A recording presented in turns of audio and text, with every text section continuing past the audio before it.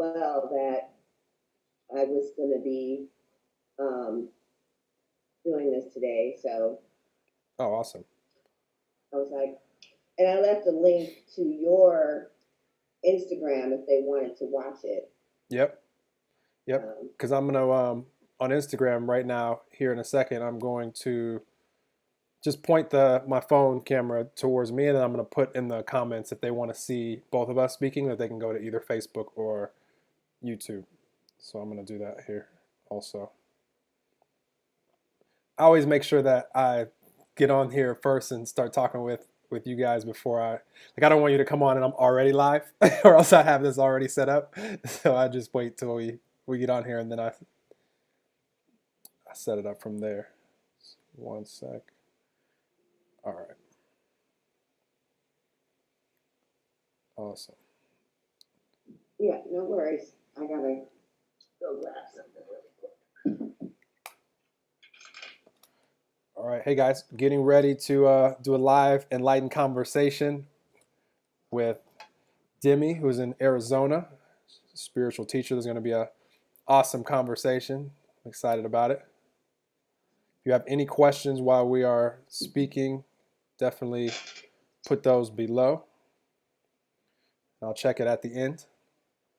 Setting up here on Instagram now. Instagram, if you guys want to see this on both of us, go to my Facebook, ask questions, and if you want to see both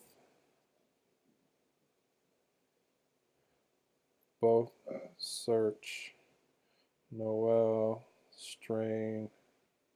Just speaking out loud so that people know why I'm looking over here and typing.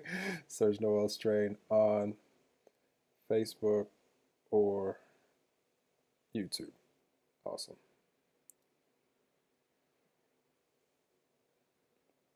All right, I'm ready. Pen.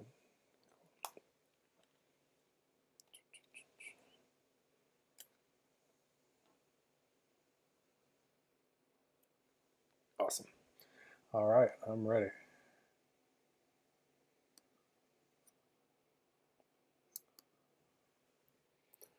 All right. Hello, everybody. Welcome to another episode of Enlightened Conversations. Really excited for today and to share this beautiful conversation with today's guest and to introduce her to you guys. We have Demi Black, who is out in Arizona. And I connected with Demi through Instagram recently. And we've already, which it's rare that I've already talked to someone once before I do the podcast. But we've already had an awesome conversation a few days ago. And I know we're going to enjoy. We knew it was to be continued, and we wanted to continue it on. So we're going to do that here today with you guys. And Demi is a spiritual teacher and just loves spreading love and light to the people that are attracted into her life, whether it be in person, out in the real world, or here on social media, our digital online world, which is also awesome. And just excited for her to share with you guys today, and for us to share with you guys. So without further ado, for me, I want to introduce you guys to Demi. And Demi, if you could share with the audience so they're more familiar with you, who you are, what you do, why you do it, all that good stuff. Thank you, Noel. My name is Demi. Friends, family. I don't feel like I've ever met a stranger, so everyone calls me Demi. And I am a spiritual. Oh, I hate titles. I hate titles and descriptions. It's hard. I am a spiritual teacher. We'll just leave it at that. That's probably the easiest way to go about it. And I have been spiritually teaching, almost 2 decades, probably a little bit longer than that. So I am a healer. But coaching is really, you get the best of all of what I do. So I do healing, Reiki, energy healings, chakra. I also use crystals and different other modalities as well. And I'm an Akashic record reader, medium, channel. But coaching is really where long-lasting life changes are really made. So I focus on my spiritual coaching practices, really where people get the biggest benefits of healing the soul. So that's just a snippet of what it is I do. I love it. And I love the first thing you said too. I'm the exact same way as far as I never feel like I've met a stranger. Like from the moment that I was talking to you, Demi, and like anybody, like I'm already talking to them like I've known them for years. I just look at it as there's 7.7 billion people on the planet, and all of us, when we are, giving our attention to each other, can choose to be in the attention or the energy of presence or excitement, joy, love, You're right. and we get to choose how we want to interact with each other. So knowing that, I just we can just control what we control, which is what energy we bring, and then we can attract other people that want to dance and play with us in that frequency. And once I learned that, I was like, well, I'm just gonna have fun with all the humans that are in my path and see how much fun I can have while I'm Right. here. Right. And that's really, I think, and you said that really well, because really at the end of the day, we as energy, we're not really aware of what energy that we're really bringing. We're not really sure of that. And what I mean by we're not sure is that we have one presentation of our energy, which is through the bravado, the ego, that place where we want to make a presentation to people. But then there's the subconscious part of ourselves that, earlier before we went live, I was saying that, I'm just a little nervous, whatever. This isn't my strong suit, but that part isn't my truth. So it's not in my subconscious. That was my ego speaking. So, but most of the time, we're making this presentation as we've got everything together, everything is fine. And so when we are in the physical and present with people, we're not really present. We're somewhere else in our fears, in our doubts.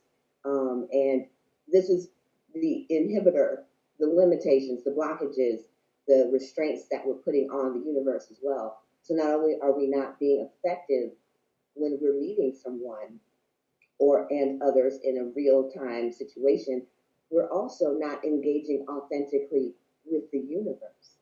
So herein lies the biggest part of why the things that we so deeply desire, whether it be, love and career change, or just getting other opportunities, or just being financially safe. We're not talking about, billions of dollars.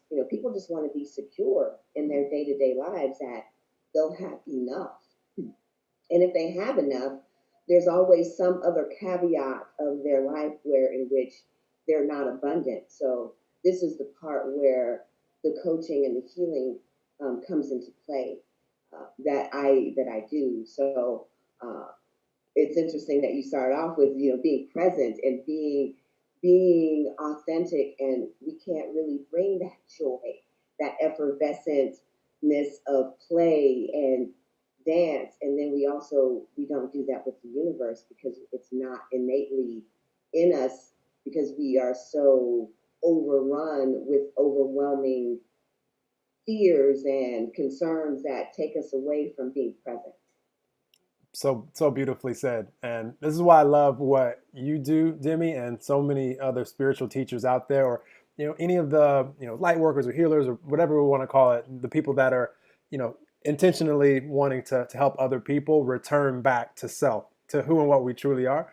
Yes. And I love this so much, because what happens for all of us, when the light bulb turns on, this is why I do what I do, because I just love the awareness piece, where we are aware of who and what we truly are, how powerful we are, and then it becomes a matter of choice. I love to, even if someone is consciously choosing to, be frustrated or angry or upset or anxious or worried, for them to know that they're doing it and to be able to call themselves back to truth, Yes. to self. I love it. Like I'm rooting for everybody to be at that point. Not that you always choose bliss or joy, because we're human and that's probably not going to happen. Like you're going to have, challenges and contrasts in life, but to be aware of it is awesome, because when I know, Demi, and I know you're the same way, and anybody out there that has had the light bulb switch on, when I know and I can feel that I'm connected, and I'm feeling, even if it's just peaceful or content or just easeful, or if momentum carries me up to joy, happiness, love, bliss, any of the higher frequencies, regardless of wherever I am, if I know I'm feeling good, then I can be totally present in whatever I'm doing and not have to think about,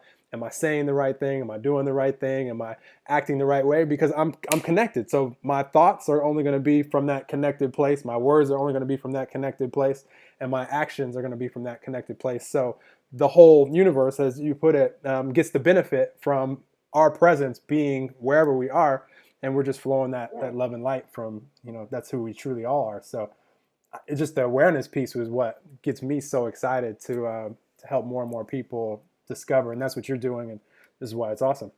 Right, and that awareness, it takes some fundamentals. And what I've noticed, in my own clients is that the focus is on the long range goal, whatever that may be.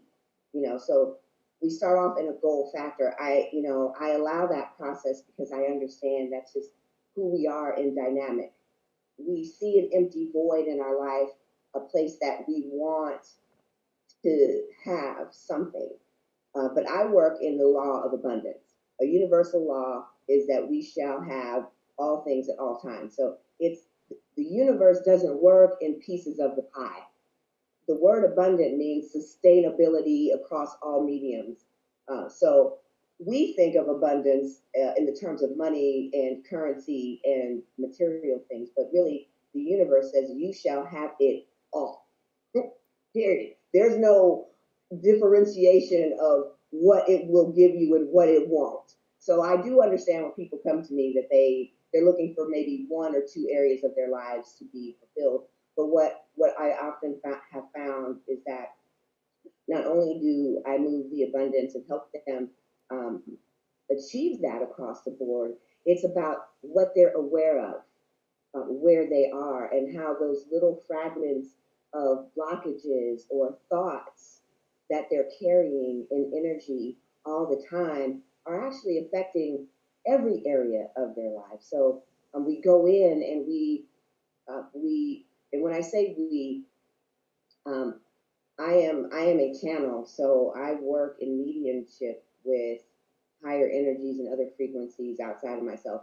I am not the sole proprietor of any of this information. I am always the conduit in that case. So when we are with, each and every individual, we actually go into their Akashic records. We look at their karmic pattern, the imprint that their soul already has, that's already coded in your DNA. It's already coded in your subconscious. So I'm going to break those words down because I think those are such unknown words. We don't really understand what that is. So I'm going to liken this to your cell phone. When you buy your cell phone, whatever cell phone brand that is, it already comes with a prepackaged coding of apps. You can't remove them. Okay, so this is here lies your DNA. If you remove them, you'll probably damage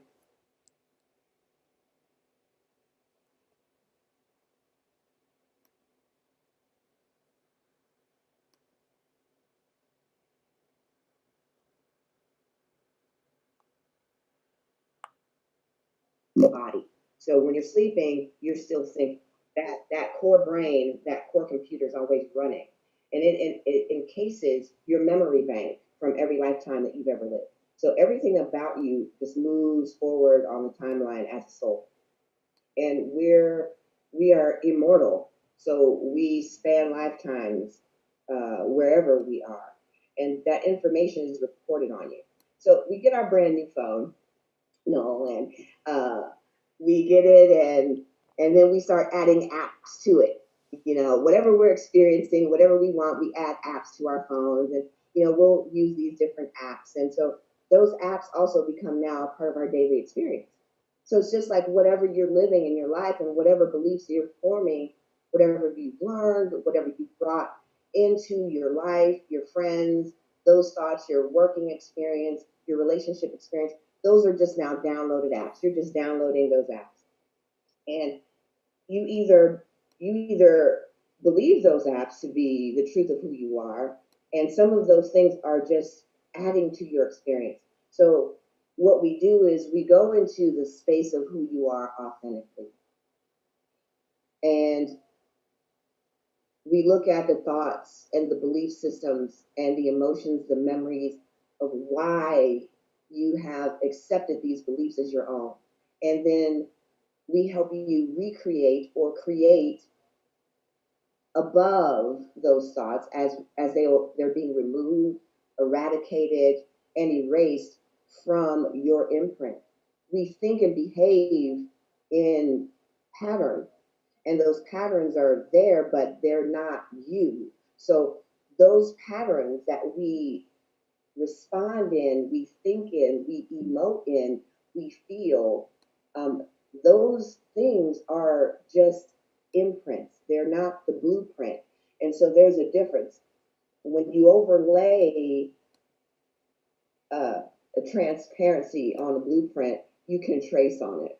Well, if you remove the transparency, you have the original content. So the soul is just a beautiful free. It's free. It's already free. But we've added all these transparencies or layers or apps on top of it to determine who we are. Well, if you take away worry, who are you?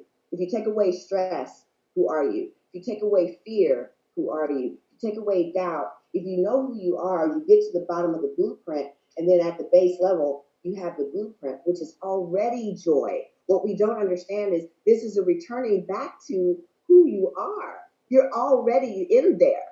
So now we go in and we start removing these elements that aren't you. These are things that help facilitate the ego through life. And the ego can say a billion mantras, but if the truth somewhere is that you really do have some fear about, your artistry, your purpose, a mission, feeling like you're worthy of being loved, even worthy of money. Um, a lot of us have a fear of money. It's somewhere in your thought. You were taught something, you learned something, and then you grabbed a hold of it as your personal belief. And now it's just a matter of going through and pulling that out and then rewiring the brain and then practicing. So in my coaching practice, I give you practices. You're given specific things that are only designed for Noel. When these energies come into the session, you're not going to get the same instructions that the next person got because they're only site specific to your mission here on this planet. And so whatever that is that needs to come out comes up and out and then back in. I know that was a lot. That was beautiful. I wanted you to keep going. I love it. You just flowed that out. That was awesome. And what I love about what you're describing is, there's for all of us, like what Demi just described, like that's you. Like there's no special breed of human where, we don't have the ability to release these fears, doubts, and worries and return back to who and what we truly are. Like that's all of us. And, the beautiful thing is, because we've all lived such unique life experiences, I love what you're saying, Jimmy, because once we can help people, remove all the blockages and, the fears, doubts, worries, I'm not enough, all of these things, and we can return back to who we truly are, which can only be in the moment. Then we get to flow that powerful energy, which is who all of us truly are, through the unique life experience, through the lenses that we have, because none of us have lived the same life. So, we've all experienced challenges that, no one else has experienced. Maybe they've experienced similar challenges, but those are our unique set of challenges, which has given us unique desires as a result.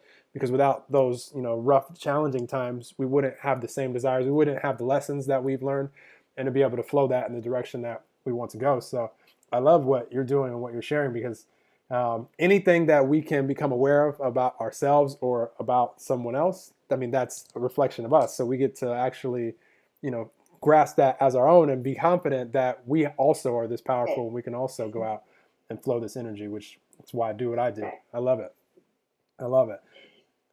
And so it has to be done delicately and in layers, because I think when I say I think, I actually mean I know.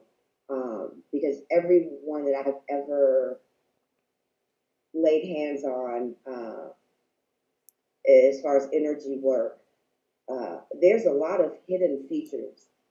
And, we store, sorry, my channel is coming in. um, we, I'm just going to let it move. I'm not going to apologize. It just is what it is. We store so much pain, we lock it in. And what we don't realize is because we don't have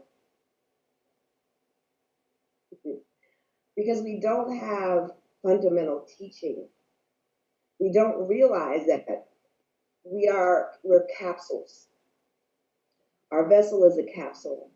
And every experience that we keep until it is released and transmuted, it stays in us. And what we don't realize is that, just like the cell phone analogy that I was giving earlier, when you plug in your phone into the outlet and then you stick the other end, the receiving end, into the phone so that it can charge, it is just like that. There is a cord and it's invisible. And we are always connected to the source. We're always charging, and that signal is receiving, and it's a dynamic interchange. And if you don't know about electrical currency, you don't understand it. It's going back and forth. It's always a dynamic exchange. And everything within us, even if you're putting a smile on your face every day and you're braving by force with ego to make it through, there is an energy that's in you that needs to be transmuted. And we need to release it because it's keeping us not only from what we want in life, but happiness. There's a lot of us that are just not at peace. We're hurting inside. And we're hurting inside because we feel like we don't belong. We feel like we're not connected. And we don't know how to relate to this feeling. We want to be accepted. We want approval. We want, appreciation. And above all, we want to be loved. And when we don't have these things, we go back to the fear, and it creates disconnection. And this is why we can't be present in the moment. And we don't know how to get to the source of that.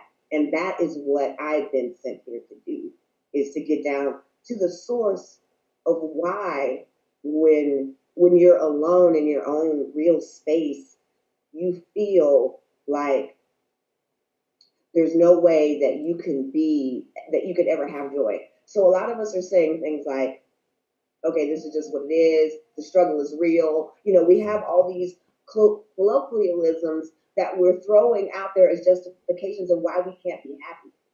And that we're waiting to live the lives that we really deeply desire, because deep somewhere inside there is such a painful disconnection.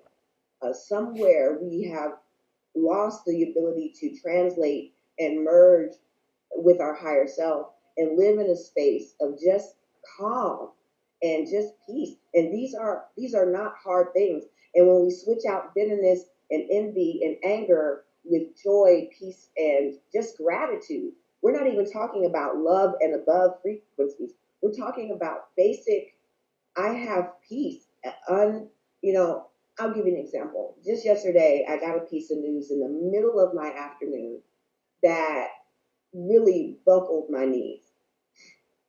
It was pretty heavy, and immediately my brain went to some old thoughts that I hadn't heard in my own space in decades.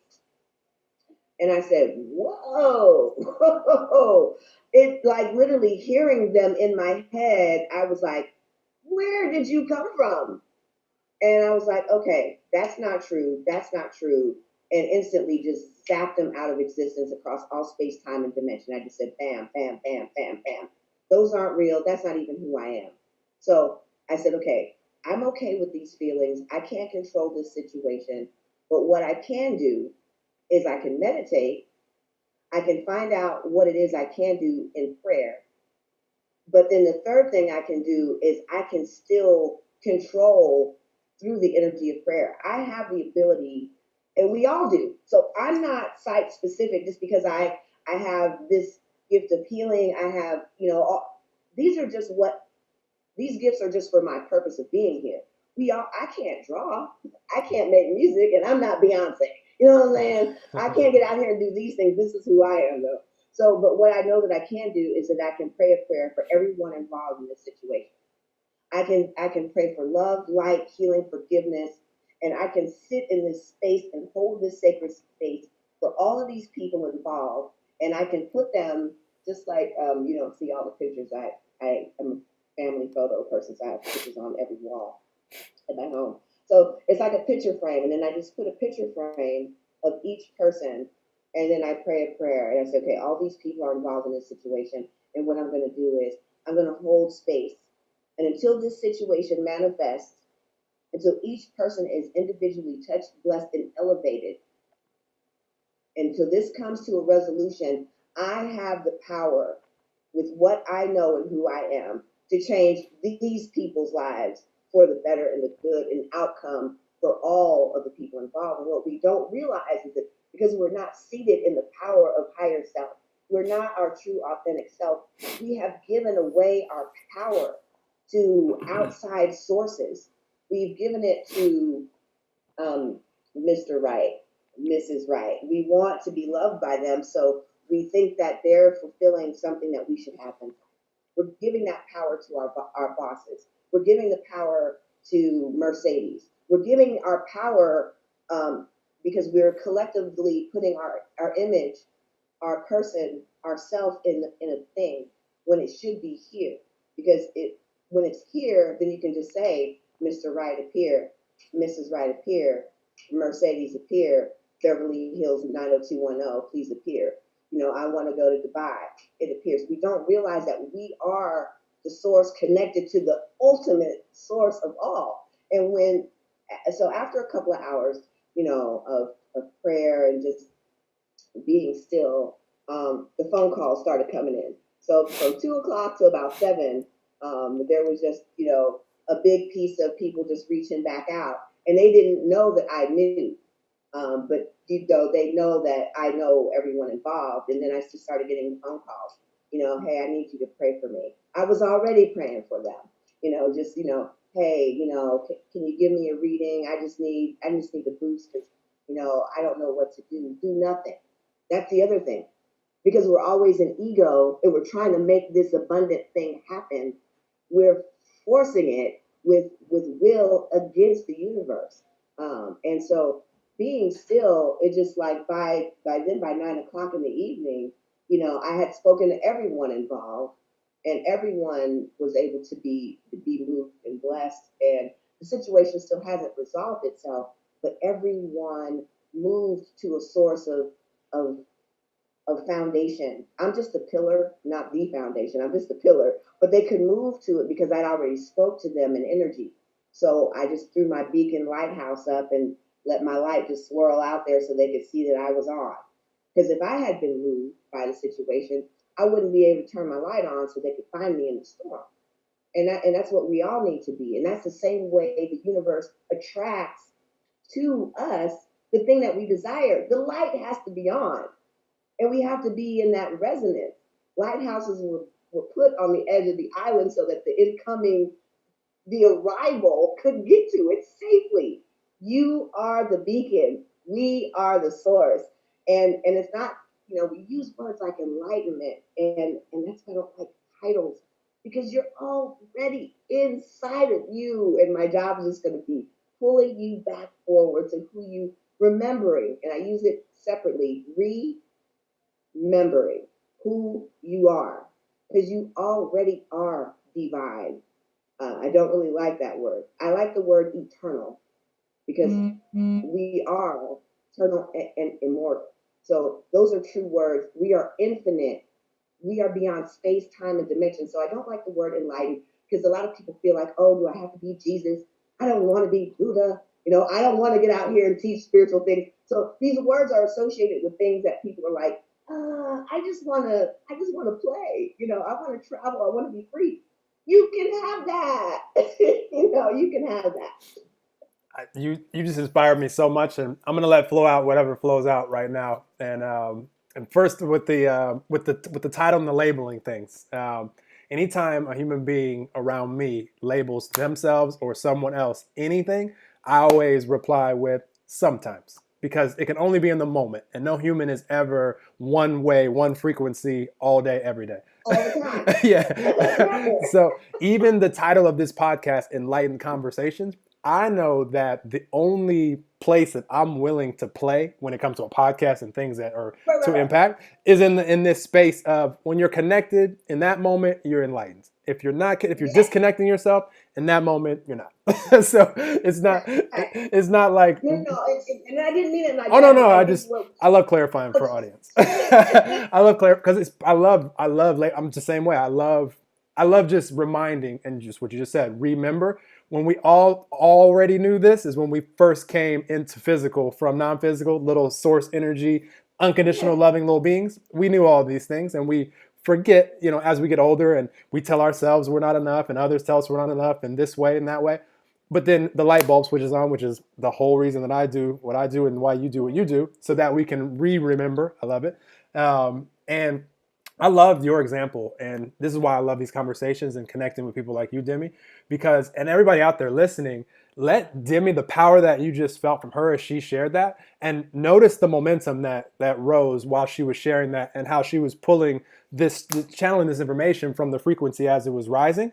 Like, it's such a beautiful thing to watch. And that's you. If you're watching Demi or any human being where you're like, wow, that's awesome, like the power and the passion that they're sharing with, that's you as well. Like, there's no special human that can only tap into these frequencies. Like, that's us in the moment. And the momentum can carry us to where, I mean, that moment of life and that moment of life can be awesome. The power and then the magnetic pull of attracting the answers to the questions that we have, like, it just popping in your mind. And now you have the words to speak, and your actions are infused with not trying to make it happen. Like, I love that, because I'm the same way, Demi, as far as, us trying to always, manipulate and make it happen. And that's our ego wanting to get things done so we can have the achievement or the goals or the successes. That at one point in my life was my biggest weakness by far as not being present in the moment, not knowing who and what I truly am, and wanting to have this outer success so that I could prove something to myself and to others and have these accolades. And thank goodness I had, a mentor that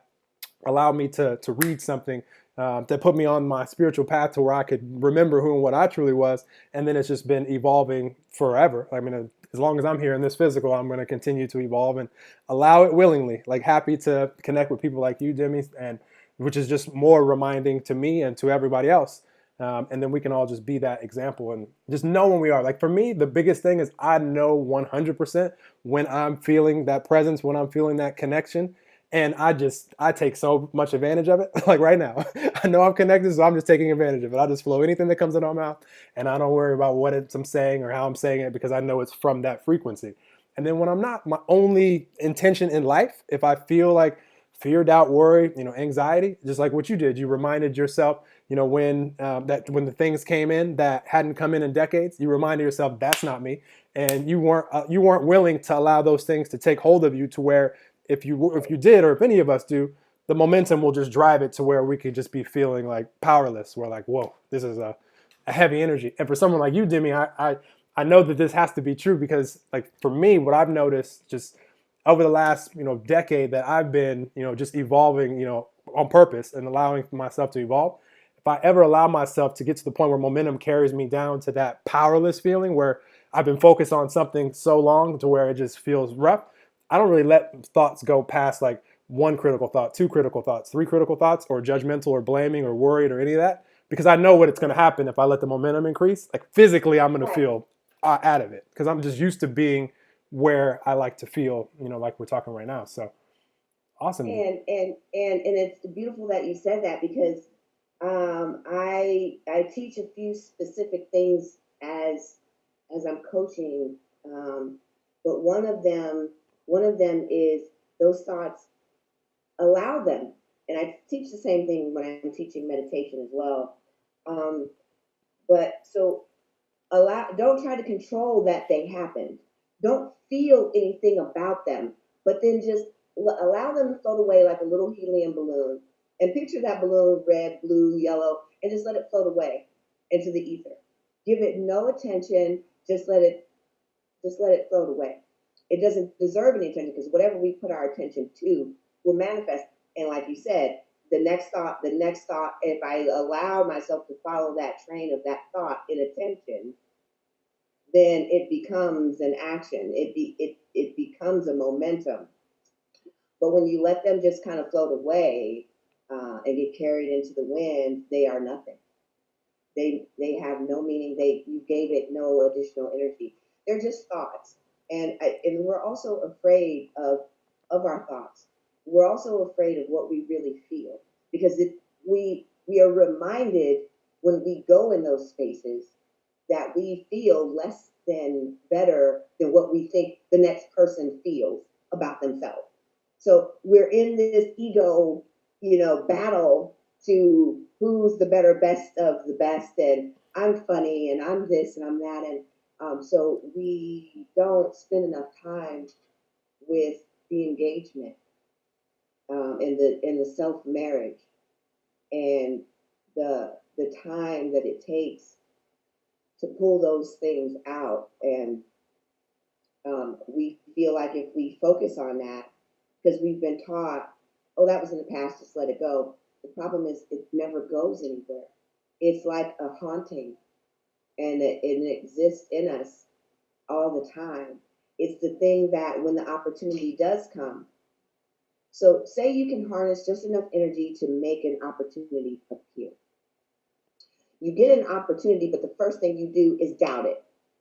I have had so many people call me last minute, hey, can you give me a reading? Because I do channel readings as well. Can you give me a reading? Listen, I got this call, and I'm not sure what to do. I'm like, okay, yeah, sure, And I'll just give you an example. Hey, Noelle reached out to me, and I listened to it, and immediately when I heard the message, it was yes, it was a huge, I don't know where this is going, and I don't even care. It's an opportunity for me to help, spread the message of enlightenment and love and how we get there. Because the beautiful thing about once the program that I teach, and by the way, I haven't said what it is. It's called Mind Engineering Consciousness. Once you get there, we work on that goal. What I have found about every single client that comes through, not only do they get that goal met, their life expands, but then they want to give back to the spiritual community in some way, shape, or form with the thing that they came in as a goal. So I've helped Grammy award-winning writers and producers break writers' blocks. I've worked with athletes and business and entrepreneurs all over the country and the world, and so they always want to find a way to. Now that they have had the success, the first thought is, "Hey, Demi, how do I give back to this community? What resources are needed out there?" Which is why I love what you're doing, and I didn't even know until we actually talked, but that 30-second message that you left me was enough to say yes. It was never a doubt in my mind, but a lot of times we'll get these opportunities or we'll meet that special someone. We've called it into existence, but then we don't know how to respond to it because the real parts of our subconscious that are doubting, that cause the blockage, now create procrastination. That fear comes in, or we get writer's block because we're so caught up in the success of what it means to get there that now we don't know how to pull from that authentic source of creativity. Whatever that is, we can create the opportunity sometimes, but then we can't walk over the threshold into the open door that we created, and that the universe say, okay, this is what you want. Boom, here it is. As soon as we get it, we're like, whoa, I don't know, should I do this?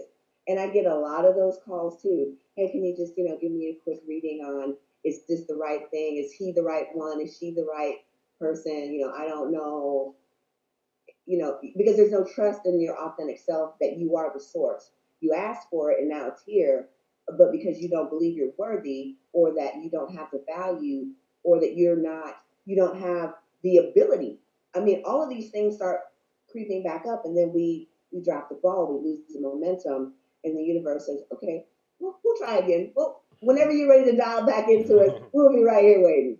Absolutely. Let me add to that because I love what you're saying. This has been an awesome episode so far, Jimmy. I'm really excited for anybody listening here live. Ask questions if you guys have. I'll check at the end. But just the people that hear this episode, there's so many reminders. Remembering is what I will title this episode. But what I'm inspired to share is, and I love how you just described when I sent the voice message to you, and the yes, and that was a strong yes how she described it. For me, even if there's a slight energetic pull at all towards doing something, I go with it because I know that there's some life experience there that the universe is Yeah, leading me to that is going to yeah. deliver clarity to me, whether it be this is the direction I'm going to go ongoing for a while, or this is just to show me, okay, I like that about this, but also I didn't like this about this. So I've had the life experience now. I'm going to leave the parts that I don't like here, and I'm going to take the parts that I know that I now like, and I'm going to go in this direction. Now, without that life experience, I wouldn't have the clarity. So again, when you're ready to dial back in, like Demi said, I'll get an additional chance for life experience so I could experience that and get the clarity that I need to get from there. So I'm so pro life experience because any of you out there, as long as whatever you choose, if you just bring your full self with you, you're not deciding to go do something and bringing split energy where it's like, okay, my physical body is here, but my energy is like, should I be doing this? Should I be doing something else? Like, is this really the right decision? Well, now your energy is split. Like, you're not even fully there, so you're not going to get the full clarity that you could have got when if you just would have. Right. I chose this. I'm free. Like everybody watching this podcast, you have the freedom of internet, and nobody's like dragging you to do anything, which is a beautiful time to be living in. And so, for all of us, if we choose anything, for an additional life experience, whether it be go on a date with someone or go to a job interview or start a new job or, start a new exercise routine or whatever it is, just take your full self there with you and be totally present and just ask yourself, how much fun can this be? What experience can I get out of this? What clarity can I have? Ask these questions and then fully experience it. And then it's going to be one of two things. It's either going to be, wow, this is awesome. I want to continue doing this more. Or I'm not really enjoying this that much. I'm happy I experienced it and now I'm ready to go this direction. And either way, like it's a win for all of us. Like life experience is always beneficial, even the most challenging life experiences, because without even that stuff, how would you know the things you know right now, and how would you, have the clarity as far as the desires and goals and dreams that any of us have? So I love how you just broke that down because I've noticed it a lot, as I'm sure a lot of you do. And if you're out there listening, take this as a, not that you need any permission from me, but take this as a permission slip to go have more life experiences because they're all going to serve you, every single one of them. They're all for the service, and it's interesting because our life experience for a lot of us is uh, an ebb and flow of challenges. And in 2019, a lot of us faced some of the most extraordinary overcomings or um, multiple, what I call them, infernos. It seemed like a lot of their lives, a lot of people have contacted me during the year, and it started pretty early. And it's mutually exclusive also to 2019. What we don't understand is this was a momentum of energy. And I want to spend a little time here because when you brought up life lessons, I heard this super clear. So give me just a brief second to kind of break this down. So we have been in a refining period of time this past decade. And there was a universal alignment of planets on December 2012, December 21st, 2012. There was an alignment where all of the planets in our galaxy were in one line. That doesn't happen very often. Actually, it rarely ever happens. So this is a universal alignment of movement of energy to elevate or raise consciousness, meaning vibration. And it means a stripping down of this ego-based energy so that we can move into a purity. I try to simplify the words because my guides and even myself, we just have an averance to titling. And so as we're moving in the fluidity of our true nature, our authentic self, our higher self, divine self, whatever those words are to you, this is what I'm talking about. We've been going through this movement of getting to the core of self, to really fermenting the foundational connection to the source, returning to our original state. This is the goal. This is ultimately why we are even here on the planet in the first place. And so they're saying to let you know that these things, life lessons that we experienced, a lot of us only became really aware of them just in 2019.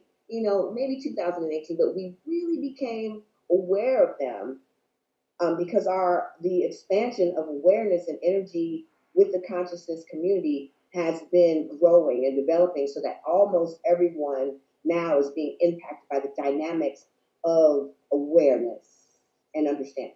So we became more aware that these lessons were real, which is why over the past few years people start saying the struggle is real because they can see it. They now know that they're in struggle mode, but the struggle is the resistance. We're in resistance because what we truly desire is here, and the ego is here, and then the ego does not want to let go of your comfort zone. The ego that's in control takes your life lesson or that moment that you have and then throws back up those old doubts, those old fears. So the authentic self, as you were just saying, you're partially there, and you can't really fully experience even the thing that is meant to heal you, or that I'll just give you a really good, clean example. You're in a relationship where neither partner is remotely happy, but you've been deciding to stay for all these crazy reasons. And I say crazy because you know that you don't want to stay. You talk about it all the time. You go to work and you talk about it with your coworkers.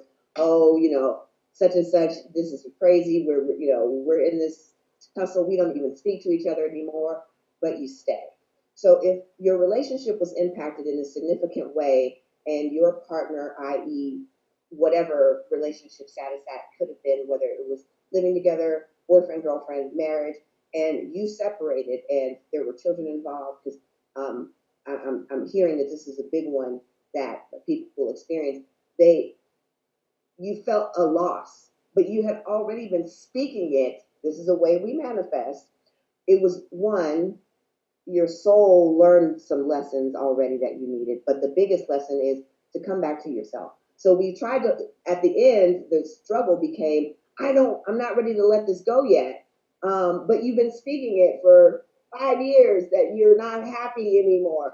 So you've been asking for this happiness to come into your space, and now this person is leaving, or you're being pushed out to go, but you don't now want to let it go. You don't want it. You don't want the experience, because how can you get happiness if you're holding on to a handful of hot burning coal? So you have to release the coal or whatever it is that's there to get the thing that you want. And just like you were saying, we don't know how to go through the experience because we go into fear mode and protection mode and survival mode when we feel like the only thing that our comfort zone is, at least we have someone. So we say we're saying things that we don't really understand, that we're creating them through our energy, through our thoughts. But do you really want the happiness? Because the universe can send someone to replace that person, but you have to be willing to move through the change and the experience and grow. Do I really deserve happiness? Because the universe is now asking us to quantify our thoughts. You've been saying for 3, 4, 5 years now, I'm not happy, I'm not happy, I'm not happy. So the momentum now swings back up. Okay, we're going to cause a situation, since you won't walk away. Now we're going to create an event where now it's inevitable that if you want this happiness, how do you get through the next levels of obtaining, maintaining, and harnessing the happiness? And can you find this in yourself? Because now we're being asked, moving forward into the next decade in the new millennium, is to master the self and to maintain focused, intentional clarity on what it is we desire. But how do we do that when we don't even know which parts of us are actually controlling the experience? So the universe has been trying to show us where that cradle of experience is and how we're creating it. And that's where I come into play. I show you all the ways in which you're connected to everything in your reality and how you're creating it. And if you don't like this experience, I wish I had my television remote. Because if you don't like this channel, doot, doot, doot, you just change the channel, and it really is that simple. And that's what I do with the mind engineering consciousness, is give you back the control. You have the remote control. And by the way, this is Smoky Court. I love it. But you're in control. You have the power, but we've never been told that we are in control, because even when it comes to the universe, I promise you this is how incredible this is. You are the universe. You are the power. You are the source. You are the life. The universe and even source power just says, I'm going to give you everything that you ask for. So whether you're saying, I don't want this or I want that, it equates out to what your vibration is. If you're angry in that moment or you're in bliss, one of those two is going to resonate stronger depending on which one is your truth. And that's the experience you're going to get. And when you're experiencing it, that's the life lesson. Did you learn something of value? Stop moving in lower energy based things. And if you can't stop it, then you need to learn where that is inside of you so that it can be freed of you, eradicated, extrapolated, pulled out from you, so that now you're moving into a higher base frequencies for your creations, because the source is not.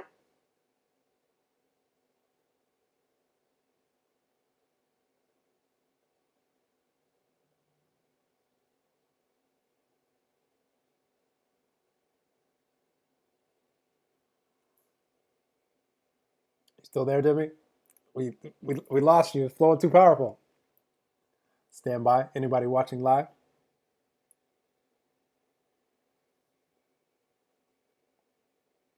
I always say the universe wants all these vibes out into the world, so technical difficulties don't throw us off. So I know Demi will pop back in. She's been frozen for a second though. So awesome. Hope you guys are enjoying this. She's gonna pop back in. She probably got a call. Oh my gosh. Ask questions if you guys have. I will check here. I'm gonna end this on Instagram so I could check the questions. But if you have any questions, anything you want us to cover, let me know. But this is fun, sharing this with you guys live. And I'm going to record another one live. Haven't told my guest yet, but I'm pretty sure she'll be cool with it. I'm doing another one at 30 minutes from now with another awesome spiritual teacher. And tune in if you are free. So I'm going to wait for Demi to pop back on here. See if anybody has any questions. Looking on here now.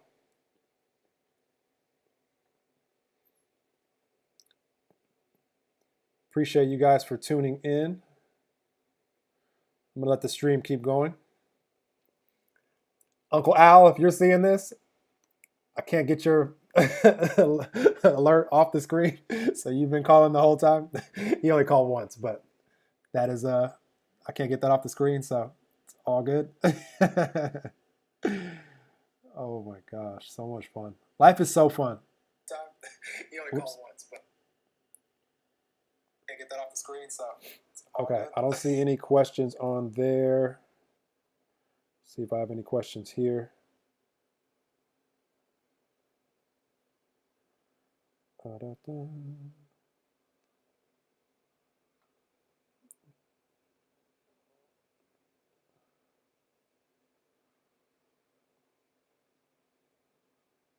For you.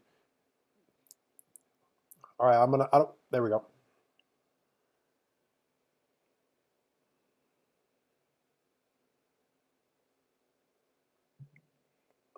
Hi, Demi. I knew you'd be back. Hey, sorry about that. You're okay. I knew you'd be back. I was like, There we go. Hold on. Let me bring you around here to. I had to jump on my laptop. Sorry, everyone. It's a purview of my home. Don't worry, I was just affirming how awesome you were the whole time you were gone. I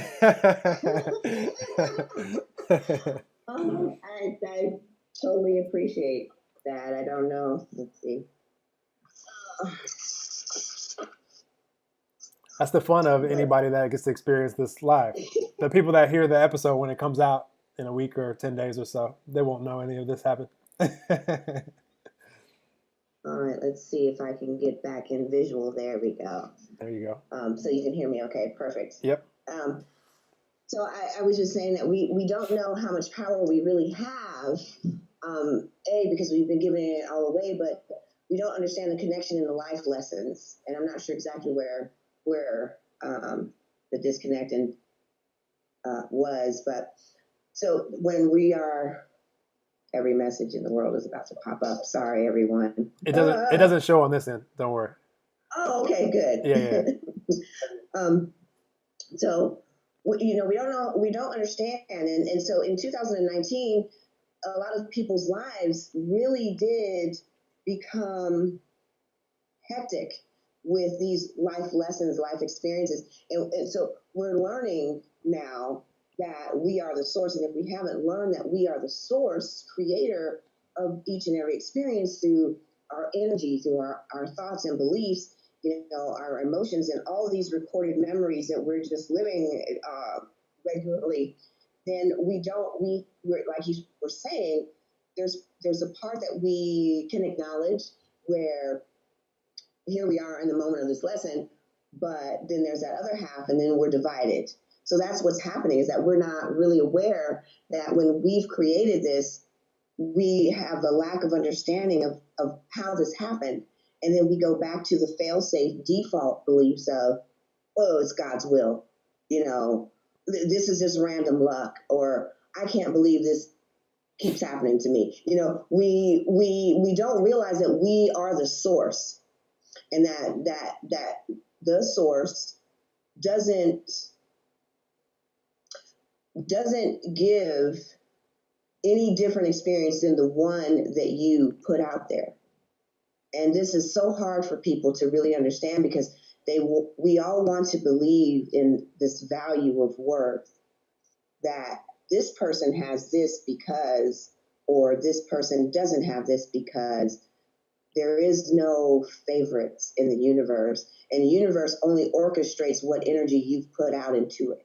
So it doesn't give one person different or better experience than what it's going to give you. It's all about where your vibration is. And so if you've created an energetic movement of anger or sorrow or no creation, because this is a big one for people. We sit in void, Noelle. We go home after work and we're pissed off that we're in a dead-end job, or we're struggling to make means happen for our lives. And we just go home and we sit in Netflix land watching marathon after marathon, which there's nothing wrong with that if that's what you want to do. But you have to realize that your subconscious mind is now in control, because you shut off your awareness of your thoughts. So while you're engaged in television, your subconscious thought says this is never going to end. You're not going to get anywhere. So while you're thinking or watching television, your subconscious is just streaming, just like this video is. It's moving and it's creating. And so then your day just repeats, because you've been sending out signal all day. When you were aware, and your subconscious and your conscious were aware at the same time that you hated your job, you fermented that by the alignment. This is what we talk about when we say words like alignment. But when you went home and you sat in front of the TV and you weren't in alignment, still the signal from your subconscious was the source and your truth. You really believe that you're going to be stuck and trapped, and you want to buy a house. You want to provide for your kids. You want to take them to Disneyland. You want to be free. You really have the dream of being an entrepreneur. You have this great idea, but you feel trapped. And those are the feelings and the truth. And that's what you get, is a feeling of constant trap. How do you break that chain? That's what it is that I do. That's how I move people and shift them. So when we say words like shift, we move you from vibration by eliminating it. I just was saying that I had an experience where fear came in, but because it's been eliminated for so long, I can say that's not real. Poof, blow, and it was gone. How we shift from one vibration to the next highest, and then the words resonance mean remain in resonance, so that the thing that you're asking to be made manifest becomes a reality. But you are the source, and there is no one standing in line doling out tickets to who is better, best, or goodest. That's not real. It makes us feel good about the reason why we don't have it, but at the same time not, because then we're wondering, well, why not me? Am I not good enough? It only reinforces that. So we have to understand it and believe and know from our hardest of hearts that, which is why I choose the words I am, because I am, and if you've ever really studied that particular mantra, it's in every religion, every spiritual text. You are marrying two different thoughts, and the word I is self. Am is your spirit, your source, your authentic you. And any word you tie behind that, I'm tired, I'm broke, I'm sad, I'm lonely. You are then marrying in words a bind of yourself and your divine self, your true energies in alignment to whatever you speak behind that. So that's why I use the words I am as my website, my source, and I express the understanding of that through, my social media engagements. But that is the name of the business, but that's the why. We don't understand the power of those two words. You are literally taking physical I am as spirit, your energy, your source self, and then whatever you're saying behind that, I'm so sick of this job, I'm so sick of him, I'm so tired of this situation, whatever you're seeking behind that, even if you just say I'm for short, whatever you're adding to that is all about to become your next streaming flow of reality every time, because that is your present moment in spoken word, because that's your truth. That's where you're most in alignment. So then so that's part of the coaching as well, is where are these automatic negative thoughts coming? Where do you experience them? What are the events? And then what is the feeling? And then what are you saying? And then we get to the source of where those beliefs became cemented there in your belief world, because we have to also remove those as well and look at them and appreciate them as life lessons. It's hard for us because we don't want pain to be a part of our life lesson. But the fact is, that's where we grow. And if we don't grow, the unfortunate part is that we will re-experience it until we're willing to let go of the part of ourself that is creating the pain. Well, Demi, I don't create pain for myself. What do you mean by that? That's, I can't believe you just said that, because there's no way that I would go out here and cause my husband to leave me, cause my job, to go out of business. There's no way that I would have caused that. Well, yeah, you did. Let me just explain to you how. You've been saying that you don't want to be married. You don't love him anymore. You find yourself empty. So you've been saying it. You did create it. You hate your job. You want freedom. And because you wouldn't quit the job, you wouldn't go seek another job. You wouldn't even do any research to see if you could get your business off the ground. The universe said, okay, well, you don't want it, so we're going to remove it. So in the 5-year span that you've been talking about it, the company went out of business because it couldn't maintain the finances. And yes, you were co-creating their experience too. You just gave the energy of your thoughts that I hate my job out there to their connected source of their entity of a business. You streamlined your thoughts into them not being able to make enough money because your response is, you're not doing your job and productivity at your job because you hate your job. So the productivity across the whole business line went down and they didn't have any money, so they went out of business. Yes, you created that. You created it. And we don't understand that we are doing these things because it's subconscious and we're not aware. And no one is really talking about how to change the channel, how to turn the volume up where you need to, but then to maintain that level. And if, I use this as an example always as well, because you can see it. If you've ever sat in front of a mixing board in a sound studio, there's a lot of levers, and dials. And so I imagine health, wealth, happiness, freedom, travel, relationships, my family, how I give back to the community. All of those have a lever. And if you sat in the sound studio, those different levers have different frequencies that move the sound, through the track. But even if you're just looking at dials, on anything, I don't think we have dials. Everything is push button now. You just got to push the button and the dial moves. So those might need to come up with some new ones. But anyway, you move those levers up on the mixing board to the highest level, and that's what's called polarity. And polarity is universal law that what we don't understand is that there is an opposite of everything. So whether you're in love, you can equally go swing down the polarity to the opposite end of the spectrum in vibration. The goal is to maintain the highest resonance in anything, your frequency or vibration in anything. And we want to be at love and above, because that way we have the full power and control of the things that we're manifesting.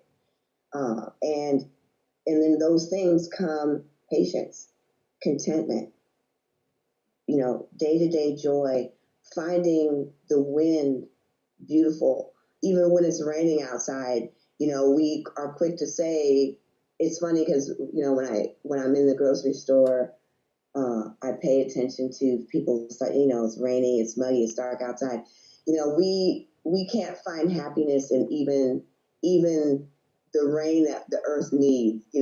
We judge it all because we're so unhappy. So we can't take any form of our life experience as this is helping me.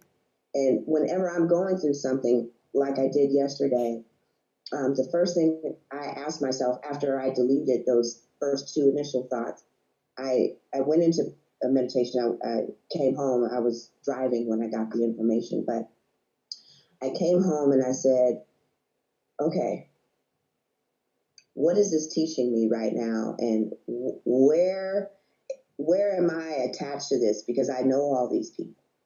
So how did my thoughts, my part, become a form of this creation? And what can I do to change it?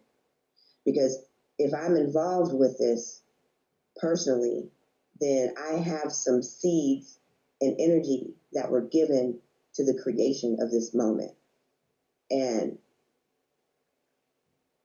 sans my spiritual work, I'm responsible as Demi for every single connection that I have made on this planet, and not just what I create in reality. So, I've had jobs where the boss wasn't, the best, but I had to ask, what is this karmic teaching that this person is bringing to my life? We have to stop giving our power away, even in our own creations. And when we begin to take responsibility in that we are the source, then we can ask the lesson, the life moment. Because when we have joy and we're running down the beach, we don't stop. We don't stop to think I created this, because we know we created it. So that's the catch-22. We know when we're invited into the fun and the thrill, and we're enjoyment or relaxing, or even if we're just at a dinner party, and we're thriving, we don't stop to ask. We know that we created it, but it's when the painful moments come that we want to detach and say, well, wait a minute, no, I didn't have anything to do with that, because there's no way that I would intentionally hurt myself. We don't realize that when we say, I don't want to be married, that we should just really just run out and get the divorce papers moved. we start using all these excuses to why we should stay, but we're so deeply unhappy, but we're asking for happiness. And at some point, your energy is going to meet the event, or the circumstances are going to be created in alignment to what you've been saying and speaking. So we don't understand that we should just act on our truth.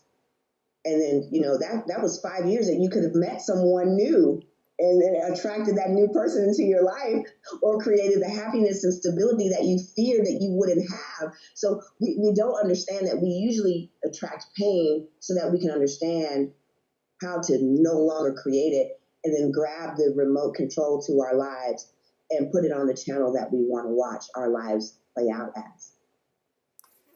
Wow. You're so powerful, Demi. And just again, a reflection of how powerful all of us are. And I love listening to you and letting you flow. This is one of the podcasts where, one, I know the impact that it's making on the listener. I just really, the most challenging part is going to be which section to put as like the highlight clip, because I could like clip any of it. You'll notice on Instagram, they only allow you to have 15-minute videos max. And like that, this one will be, I'll use all their space and then promote to the larger episode. But this is awesome. I love, and the last thing that I'll share, and I would talk to you for hours and hours and hours, and I'm recording another one of these at 15 minutes, which I started spacing them out further so that I could just talk as long as I wanted. But the thing that I'm inspired to share is, the easiest way for me to just be there, and not that I'm gonna maintain this connection and frequency all day. There's a lot of days where I do, because it's once you felt it, and once you know that this is who you truly are, once you remember, like, Demi's been talking about, for me, it's just non-negotiable living any other way. Not that I make myself wrong. Yeah. Not that I make myself wrong, or like, beat myself up if I'm feeling a little bit of disconnect, because, I'm human too. But I'm so aware of it that nothing else matters on the planet to me than returning back to love. Because I'm just used to living that way. Like I'm an energy snob. I have one addiction, and it's how good I can feel. Like, that's it. And I'm not sorry for it. That's just the way I choose to live. And I'm not saying that you should or shouldn't do that. Personal choice. But that's just how I enjoy experiencing this life, which makes me a match to all of the synchronicities that I like to experience. When we talk about synchronicities, and they're really awesome, and things that we can't predict, and magical, orchestrated by the universe. We're attracting all this stuff. And then, Demi, you hit on it so beautifully. We don't talk much about, and I've been talking about it a lot. What about the synchronicities that we don't like to experience? The things that we can never predict, the physical illnesses, or the accidents, or the dramatic things that are happening in our lives. Like Demi just mentioned, we don't like to take responsibility for those. However, I take responsibility for all of it, even if I witness an argument out in the world, which is rare. Like, somebody asked me a few months ago, like, so Noel, you just don't experience any drama? I'm like, nope. That's just the world it's the world that I create for myself. Like, I don't, that's just not, and not that I'm like, I'm not a special breed of human. This is what a personal choice for all of us. I live in a bubble. Yeah. I say I live in a bubble. I have that life too. I don't know what you guys are talking about. But go ahead. The closest thing that I could give them, because they wanted an example, like, what's the last dramatic thing you've experienced? I was like, I got one for you. I knew my frequency wasn't where I wanted it to be. I was rushing. Like, I was just trying to get way too much done than I like to. So I went out in the world like this, and like, I knew going in, like, I wasn't vibing the way I like to. And the universe gave me an immediate like example of how this was true. So it was a reminder for me to return back to where I like to be.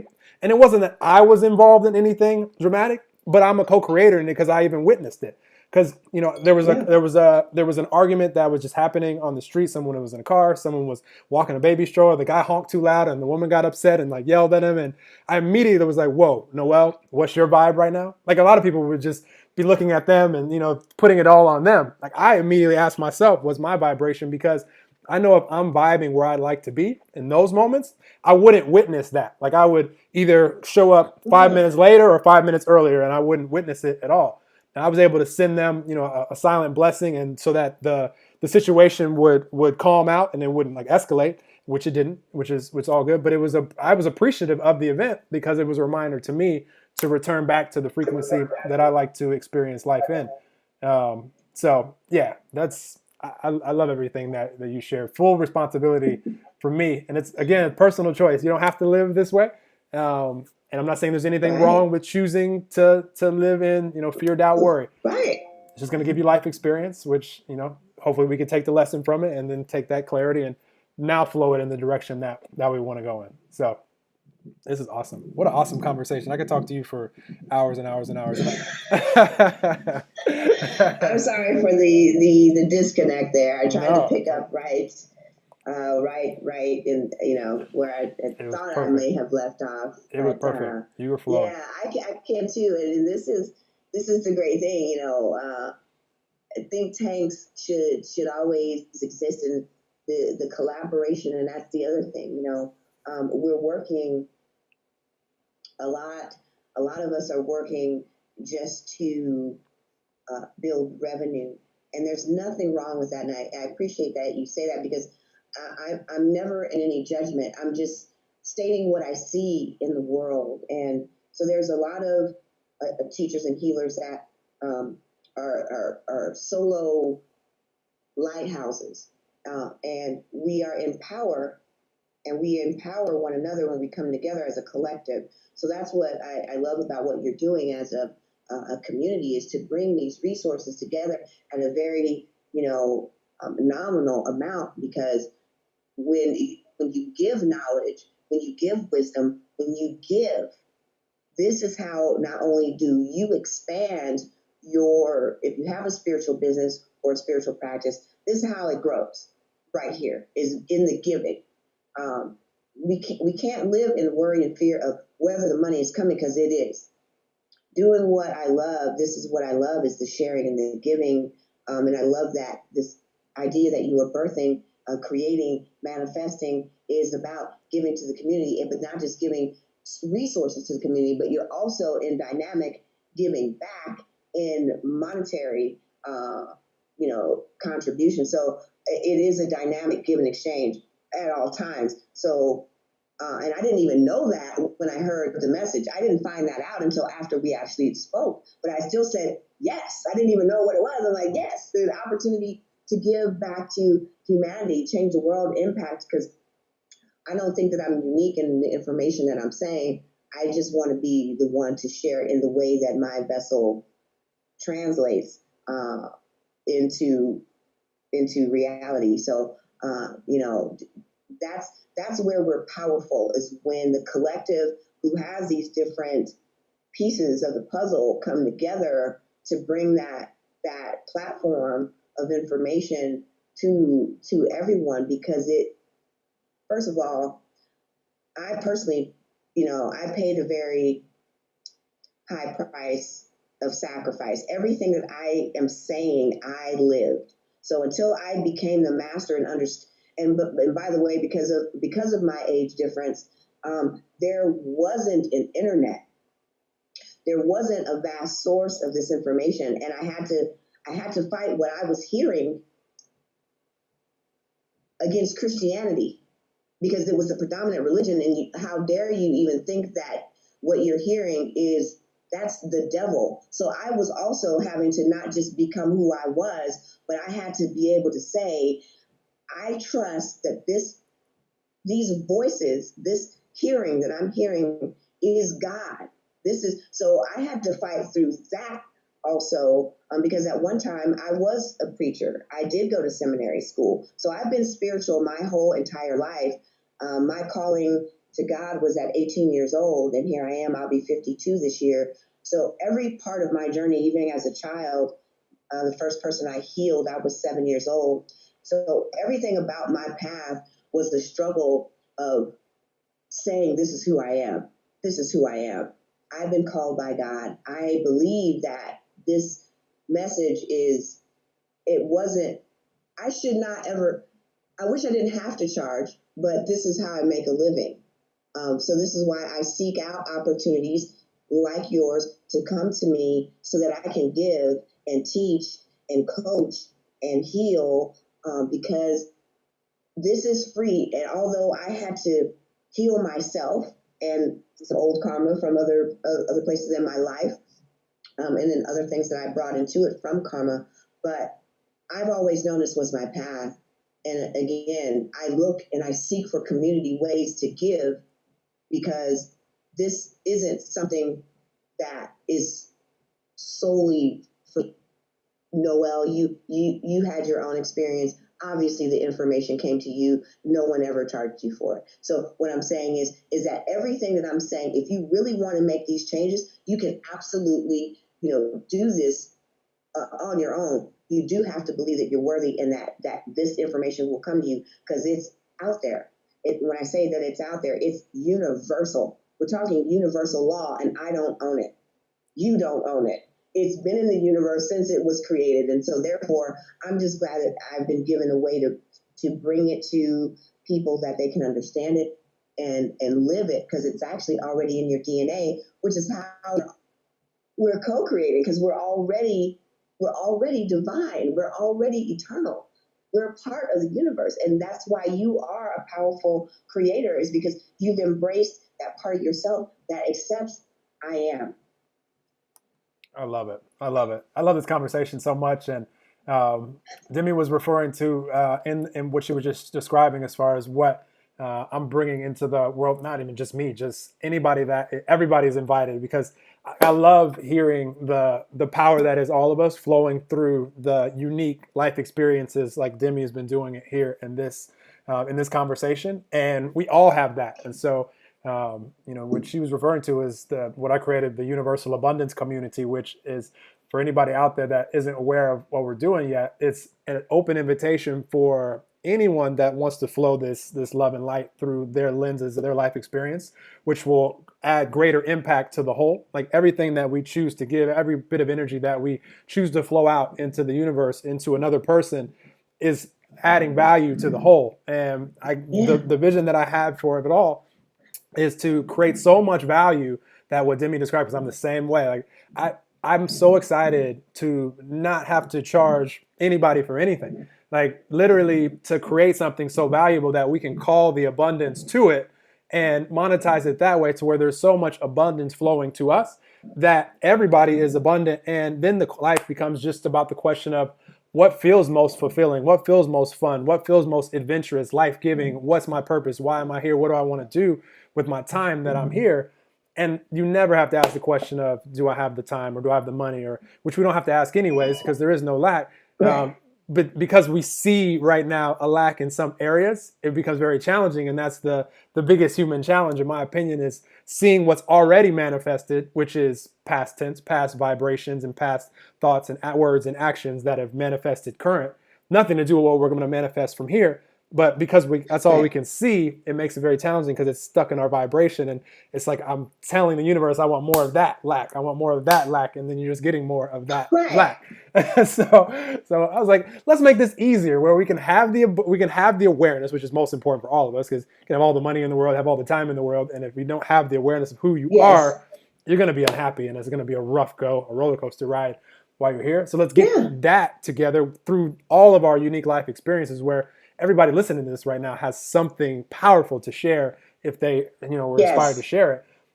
And then from there, just having the abundance and having the community and having just, my vision is to have millions of people, everybody's invited, it could be billions, everybody's invited, all over the world, where they have the awareness and they now have the confidence to where they're asking themselves, how do I want to flow my energy while I'm here? How do I want to spend my time?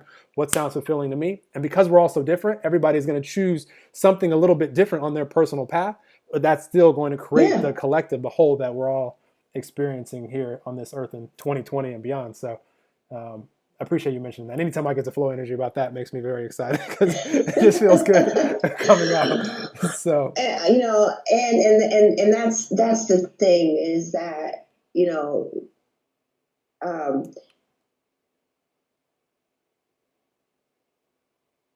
abundance. And I was talking about this earlier. You just were saying now that there's an area where there's lack, and once those things start becoming full, and we start owning our power, and we step into it and emerge from it, and we fly in it, then what is left? Now we've got the home, of our dreams. we've mastered financial freedom. We we know now that we are free and we are capable. The next step is to touch and embrace humanity. And so I've watched all the different, clients that I have strike out into the world, whether it be interior decorating, like, I was just giving examples earlier as well, whatever that medium is, giving back. I have a client who, is an interior decorator, and, she goes to, um, these women missions where she goes now and speaks about her journey. So after you start walking in this movement of self, the self says, well, what are you going to do? How are you going to give back to where you be? So everyone has that own self point of acknowledging their God quality is what I call it, which is why I always say that we're co-creators, because we are. That reflection is always being made manifested and wanting to express out to those who don't have these wisdoms, knowledge, teachings, and understandings. But, having an enlightened conversation, it's abundance community. Universal abundance. Yeah. Universal abundance. I think that it's amazing. And I've been chatting it up, amongst, my tribe and those in my soul community, because there's so many sources. And so I was talking about the nominal amount, because we all got to clicking. We just, we were, on a Zoom meeting ourselves, it was just like, let's just see, how much people are charging. Like Demi, because I charge obviously for my coaching practice. So let's just see how many communities are out there. We're talking $20 a month. We're talking about having content of all kinds. That's it, $20. Wow. I mean, we were like, okay, who's in this? Who's, let's have a mind meeting with Noel here, because this is an amazing concept. I mean, I don't know. And when you look at it financially, to me, the biggest part of the picture is, where would you put your money for the spiritual teachings? Where would you go? Who do you trust? How do you know if it's going to work? And there's, everyone has some kind of platform out there. This is a great way if you're just beginning a path, you're emerging in your path, you want to grow where you are, and you're already on it, and you want more, you're thirsty. This is a great way to be in a community where, after you've paid that, everything else is exploration. It's like Gaia TV, but on universal abundance. Absolutely. This is going to be huge, by the way. 100%. This is going to be huge, by the way, huge, because no one else is monetizing back to the members. That is, in and of itself, unprecedented. It's unprecedented. I'm so excited to just be in the moment of the beginning phases of this movement. I'm excited. So I'm just excited. You're going to get me too excited. I'm not going to. I see the vision. I see the vision, because this is something that, this is a part of you calling back abundance to yourself, is by giving and having the concept of giving built in to who you are. You want people to succeed, and so this is how this idea is birthed. This is how it came to fruition, because this is essentially who you are. You want everyone to succeed. You want everyone to walk into a life where they are free, and this is how we get these innovative ideas. It's because this is essentially what our program is, as our mission in life energy as an entity. We flow that out into the world. So it's an honor also to be amongst other thought leaders in this spiritual enlightenment community of consciousness movement.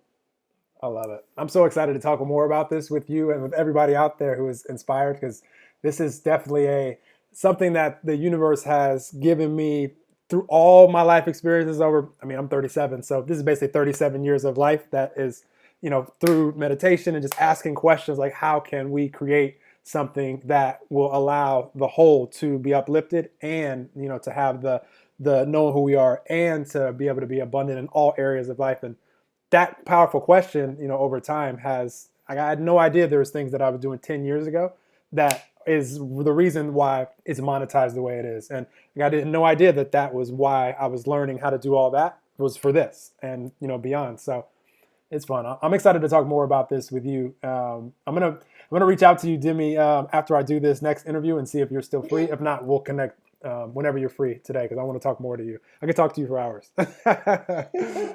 Yeah, I will be free probably in about an hour and a half. So yeah, Awesome. I understand you got to keep the momentum going. I messaged my last guest. I said, we're having too much fun, me and you talking. So I was like, can you give me 5 minutes? She was like, oh, sure, no problem. So I'm going to do another one right now. She's going to get to feel all this energy that I'm sharing, that me and you have been building. That's what's fun. Like, we just take this energy and then we could flow it into the next part of our day and flow it into the next part of our day. And then we could just keep building, because that's what we want. It's like the best version of an avalanche, except it's building the momentum of expansion. Absolutely. And it's beautiful. Absolutely. Well, I'm going to say namaste and thank you, because it sounds like thank you. I've overstayed my. Never. So you guys scheduled on the part of my calendar. Actually, because my next guest scheduled a while ago, like a month or two ago, and recently in the last few weeks, I've extended it to where I leave more time between episodes. But this is like the last part of the calendar where it's still like the old way, where it's like there's only like an hour and a half between. Now I've like gotten smarter. I'm giving at least 2 hours in between each one, because we would have a whole another half an hour to speak right now, which would be perfect. Okay. I just want to make sure I wasn't, into someone else's space and, It's my fault. It's sharing. okay. Yeah, because it's so funny, because you see how I was telling you earlier, I was like, hey, I'm nervous that that's just ego, because I know that the authentic who I am and what it is to do that's just my truth. That's who I am. So it was more of the ego saying, you've got nerves. Oh, you flowed out so beautifully. Very confident that the message would be what it needed to be. I'm Absolutely. just happy to be here. I'm happy to be alive in a time where I think the biggest fear that I see and I feel in vibration is that there's no hope. I think people just they don't see the changes, and whether they're spending time and energy in and have invested, they don't see any powerful transformational changes. So they're at a place where I still don't know how to meditate. Am I meditating right? And we're talking small things that should be creating major impacts. And so they're starting to feel restless. I feel and hear restlessness because they're growing weary that the things that they're trying to move and transform and manifest and bring into their realities, they're not getting it. And so I hear giving up, hopeless, restless. There's a lot of weight that I feel and being an empath, I can never separate feeling the world around me. So, I can be in the grocery store and I can feel the person standing behind me in the line. And if I tune into it long enough, it's so amazing, because no matter whether I'm in Starbucks, the grocery store, the dry cleaner, the book, no matter where I'm at, the person behind me, once I tap into them, or two people behind them, someone will say, there's something different about you. And so I always get sidetracked. That's why sometimes I just do the drive-through at Starbucks, because I just need to get back home or to my studio. So, but I end up engaging, and people are drawn to, you just seem to be, you have the answers. So I sit down, I drink my whole drink, or, I have to go out to the parking lot, and then I end up giving a whole life lesson in that. But that's what it's about. But what I'm hearing as I move through life and people are connecting to my sphere of energy is that when will this change? This is the answer. This is the question that everyone has right now as a collective. Is when is my life going to change? And the answer to that question, for those that are listening, who may be listening, is when you heal the things that are blocking you. They're inside of you. And so when you're ready to let them go, that old version of who you've been operating through, when you're ready to switch the channel, then you can be free of the things that are, because it's you holding you back. So when you're ready to heal that part, when you're really ready to cut the cords to that channel, and it's whether you go from Cox Communication to Comcast, whether you switch from AT&T to Verizon, somewhere you've got to make the switch, and that choice is up to you. But you're asking, and so that's the answer. Because I hear it all the time. When is my life going to change? When are things going to get better? When is the biggest question on everyone's in the back of their mind. They're asking, when is this going to happen for me? And they're starting to feel the weight. You were mentioning that you're 37. So, this is a time when people are supposed to have achieved something, and they're feeling the pressure of, is this ever going to happen, and when? So that's where the restlessness and those things are, I feel them all the time. And it's stressful. So, this is a time when this is where you've got to put yourself first. Your real love of life, when you feel the light diminishing, Noelle, it's hard for me, which is why I spend a lot of time actually in prayer. Meditation is one thing. It's freeing myself, just being open. But prayer is where I get to, cover everyone like a baby's blanket. Because a lot of people are suffering, and they're suffering in silence, and they're putting a big smile on it. And which is why I don't spend a lot of time on social media, because it's painful for me to feel their vibrations, because your thoughts are going into your words. When you're typing those 140 characters, there's emotion in that, and there's thoughts, and I can feel them. And so I know that people are feeling like, I need a change and I want to change, and how do I make that step? You've got to just go for it. You just really got to go. And there's no waiting for it to magically drop into your lap. The universe is saying, trust that the moment is now. And that's the hardest part for us to do, is to make the first step. We have to make the step somewhere. We got to reach out for it. We got to cross over the threshold, no matter if it's weight loss. It's not about goals. It's about healing the soul. And so I did want to leave with that message, because I know that people are asking, because even saying the words, my channel is trying to come in with another message, and I don't want to dominate your time here. And so I'm going to get on my I'm not getting in the way. I won't get in the way of that. Now let that flow out. That was meant to be said. That was beautiful. I appreciate you for saying that. I don't get in the way of any flow from source. Once it's happening, and it's beautiful. My next guest is excited to talk to me, and I'm excited to talk to them. But it's all in perfect timing. That's the way I look at all this. Like, it's just flowing out perfectly all the time. Yeah, I appreciate you.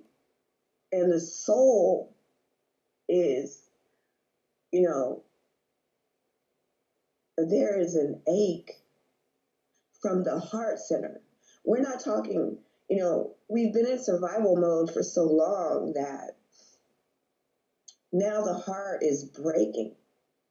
People are losing touch with their dreams, and they're starting to settle, and they don't want to. So that the fire, the flame, although the wick feels like it's running short, I want to bless you with this, because it's never ending. Your wick is endless.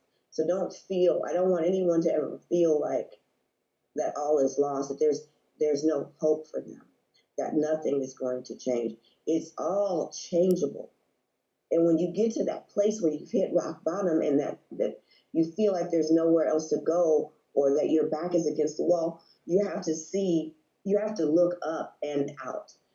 And so, the universe and yourself have made yourself uncomfortable so that you'll step out from behind the facade of who you've been trying, the weight of the energy that you've been trying to uphold needs to shatter, and so that you can step out,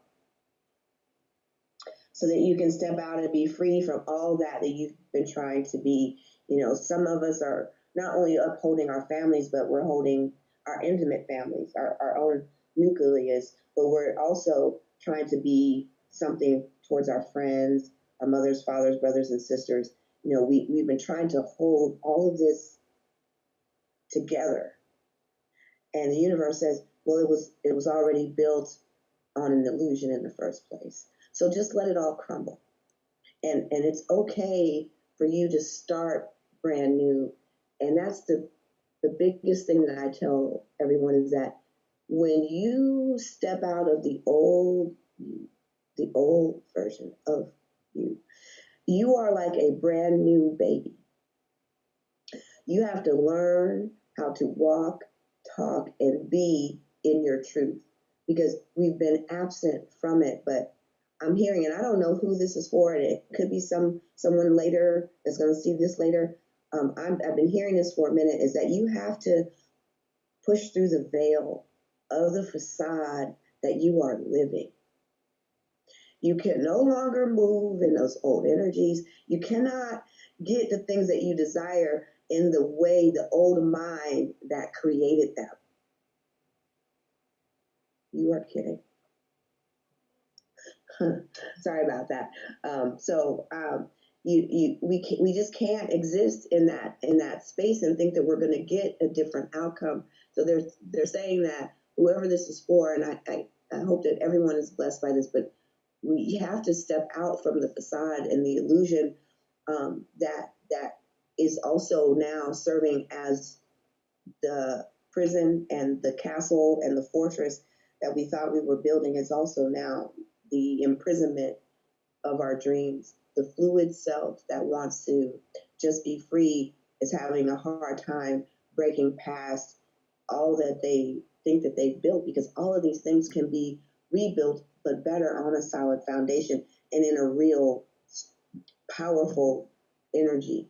So in building, it's like a sandcastle, on a beach, and it's fun building it, and now it's there, and it's just like the 5-year-old, the 7-year-old who's on the beach with mom and dad, who mom and dad are like, oh, it's cool, great, let's snap some pictures, and then the child only sees that the water has now come up and crept up shore and has washed it all away. We want to build on solid foundation. We want to build in vibrations and frequencies, and so I hope that message touches someone in understanding that you too, all of us, deserve to be free in who we are, and that authentic self, their soul self, is asking you to acknowledge that this is what you most deeply want, is the freedom to just be who you are, regardless of everyone's opinions, what other people think. It's about what you believe. It's about what you think, and it's about what you deeply desire.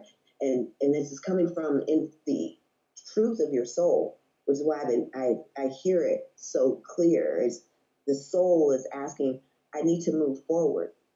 So we need to be in alignment and honor that space in ourselves, because that's going to get us ultimately the universal abundance that we are asking the universe to provide for us. Absolutely. And so I'm so happy that we didn't rush you sharing and let all that flow out for multiple reasons. Synchronistically, my guest just asked me if that they could talk to me later, because they scheduled too closely as well. It's mainly me. I scheduled these too close. But they were already feeling like it wasn't going to be enough time. So it kind of worked out perfectly that they said, can we just schedule this where neither of us have anything going on afterwards? So it worked out perfectly where now I don't have to feel like because I wasn't going to stop the flow from you at all, because you're just flowing so many beautiful things, and I appreciate it, and I know the audience does as well. So, we're at an amazing time right now, Demi, where all of us can choose to allow things like social media, because I understand what you're saying as far as like you can feel the frequency in words sometimes, and the pain in words, and at the same time we're in a time of life where we can connect with each other. Oh, what's that sound? My speaker. Do you hear that? Do you hear that? No. Sounds like there's wind coming through my. Okay, it's gone. Sound like there was like excessive wind coming through my speaker. I'm good now. Um, we're at a time where we can connect with each other easier than ever and share these truths and uplift each other and inspire each other. And I'm just excited for everybody that's attracted to this episode and everybody that's attracted to anything that I'm involved in or that you're involved in, because I know the energy that you're going to bring, Demi, is what people have experienced here in this episode, and that's the only energy that anybody will ever feel from me. Because like I'm excited that we have this technology and that we can share so easily and all of these things. Like I think I told you the other day, Demi, or maybe I did, maybe I didn't, but I become like a recording snob almost, where it's like I'll be flowing this energy. I'm like, we got to record this. Like I want to share this with more people, because it's awesome. Like for us to get the benefit of the conversation. Like I appreciate it so much. And then at the same time, it's like, can we allow even more people to get the benefit from the conversation? Like it makes it even more life giving. So that's just, it wasn't possible 10 years ago to do any of this stuff. So it's just like, look at the time we're living in. It is amazing, and we are also we're moving into another huge movement this year, vibrationally. So I have a thing that I've been doing for quite some time. I do predictive readings. It's something that I've been doing my entire life. I've always seen world events. I've just cataloged them in journals, and now I just kind of catalog them in journaling through posts. And on my website, I do each year's energy prediction about midway, and it doesn't have anything to do with numerology, but you can see this also in numerology. But this year is the year of self-mastery in love, where we are being asked to clarify our intentions and to be able to have focus on them, because there's some movements in the universe that are going to set up the next 20, 30 years. So these are things that everything that we're building, you and I and all the other master builders who are implementing movements of teachings, and whether that's yoga, whether that's urban living, because I also am in a nonprofit organization where we are creating actual physical communities for people to live, and we're not talking communes. There are some movements that are happening energetically, not just for the community of enlightenment and conscious individuals, but that's a huge part of it, because our entire structure, and I'm going to speak in kind of vagueness here, because this is a live broadcast. There's going to be some changes that are going to impact the world, and so they're political, they're economical. So the financial structure of the world is changing quickly, and it's been doing so for quite some time. And the movement of power politically is affecting this. And so what we're not prepared for is that these dreams that are in us to be self-sustaining entities as entrepreneurs, to live and thrive off of our gifts and talents and abilities and skills, how to bring those to life are at some point going to be a necessity for us to have as we're moving towards self-sustainability as entities. And we've been watching, if any of us have been paying attention, we've been seeing the dynamics of major industries shift just in America, companies shifting. So, mastering ourselves and understanding our power to manifest and create is vital for us to get these types of teachings right now so that we are not moved and shaken, that we can answer. We were talking about life movements and life lessons, being able to create the freedoms and also to be able to move in the moment as things are happening and shifting, but also be aware that everything is affecting, there's a domino effect as we're plugged into the source.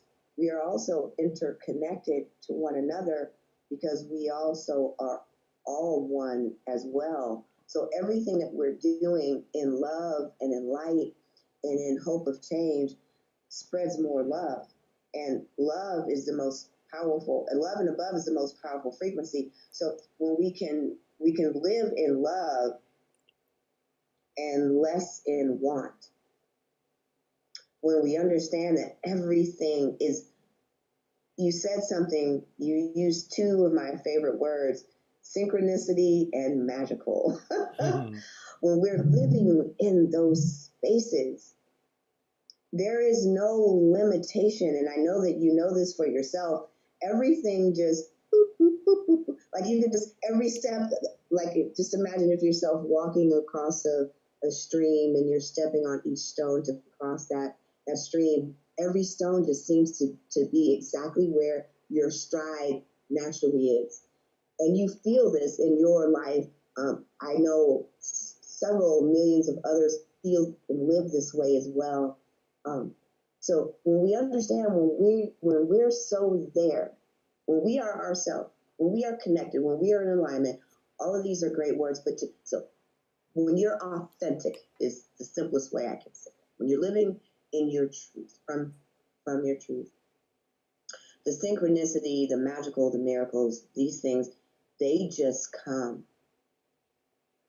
They are always there is the thing. And when you start experiencing them more, you said, I'm a snob about it. I don't want anything else but that. You can't not. It's addictive. It's a drug. And you know, it's not in those terms, but when you become aware of it, you don't need to be in control. You can just live. And that is the beauty of these teachings and the understanding is that the wanting goes away. Because like you just said, hey, you know, this just worked out. We're going to, you know, we can expand some time, Demi, if you've got it. Yeah, my thing just went away too, because I said I'll be available, you know, in an hour or two. My thing just went away as well. So, you know, it just opens up. It goes from a 2-lane street to a highway boulevard full of, you know, synchronicities and magical moments. And when you live there, when this is your home, when you're home, this is what you invite to your door, is everything and everyone, no matter what those opportunities are. I'll give you a really wonderful example. Some clients that I had 2 years ago, they called me early in the year, and they were in the process of building their own wellness spa from the ground up. You know, there's a lot of, you know, details you've got, you know, permits and building and equipments to buy, this and that. And so, you know, things were moving along. So during this process, they were at City Hall doing some things, and one spa, someone was selling a spa, their personal life was changing. They wanted to sell the entire built spa, all the equipment that they needed. And they said, okay, well, you know, we'll put in a bid for it. Got that spa. Then, you know, the guy was like, okay, well, you know, I don't know, you know, what you guys' finances are like. But there's another spa that's also come on the market. Would you guys be interested in maybe taking a look at this one? So now they're just in the loan process. And so we were doing some readings. They called me to get some clarity and see what was out there.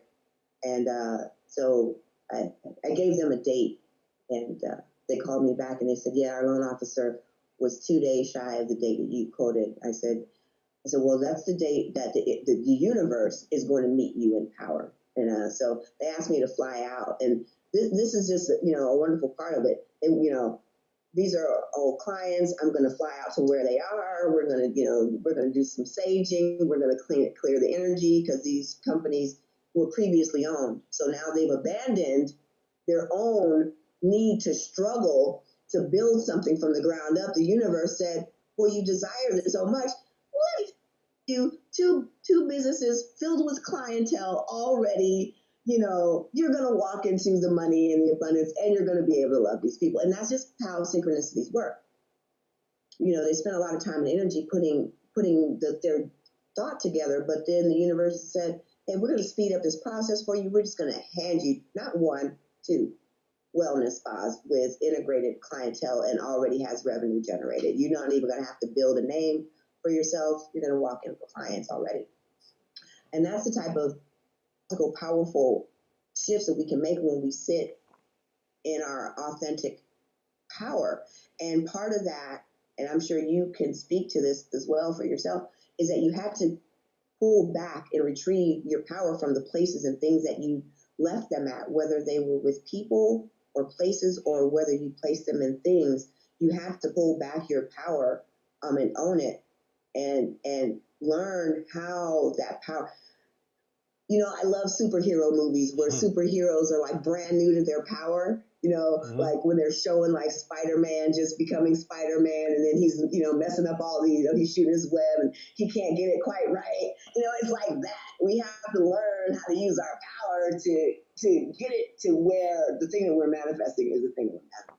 So, but that's why I love superhero movies. I love all that stuff because it's so cool to see this is how it works. This is really, we are those superheroes in all of those ways, and strength and fastness, all of those dynamic intricacies of superheroes is what we've each been given, and then we have to go out there and now manifest it. So, but I'm sure you can say yourself as you were learning, after you started pulling in your energies and your soul back into yourself, it was like you had to regraft it, integrating it back in, and then learning that part of yourself, which is why I say we're like babies, because we're learning how to walk, we're learning how to talk, and we're learning how to control what we say, what we believe, which is why I literally pause a lot. And although it seems like I'm just flowing and flowing, I'm also deeply connected with the words. And even when I'm channeling,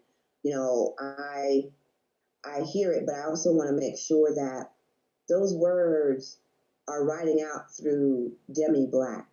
And so I have to make sure that I'm also in the movement of the agreement as the channel, as the flow, because I'm also responsible for the words and the teachings. I have to practice what I post. I practice what I preach. But so as I'm hearing it, it's growing me too.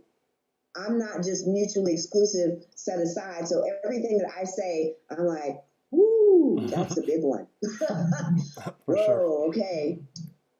Let me make sure that what I'm saying is not only going to bless, others, but that I'm also able to harness the teachings that are flowing through me and master those so that I can help others master them as well. Because when I can teach you how to fish, then you are going to be sourced for life. And that's really, at the end of the day, that's what Buddha did. That's what Jesus did. That's what any other prophet, teacher, guru, that's what they should be doing. That we should be giving you every morsel, whether it be vegetables, fruits, proteins, what the body needs, what the soul needs to grow you as a soul, so that you can be an independent powerhouse, so that when we re-emerge back, we can connect these powers to move more of the world. Because there's people who we're blessed, Noel.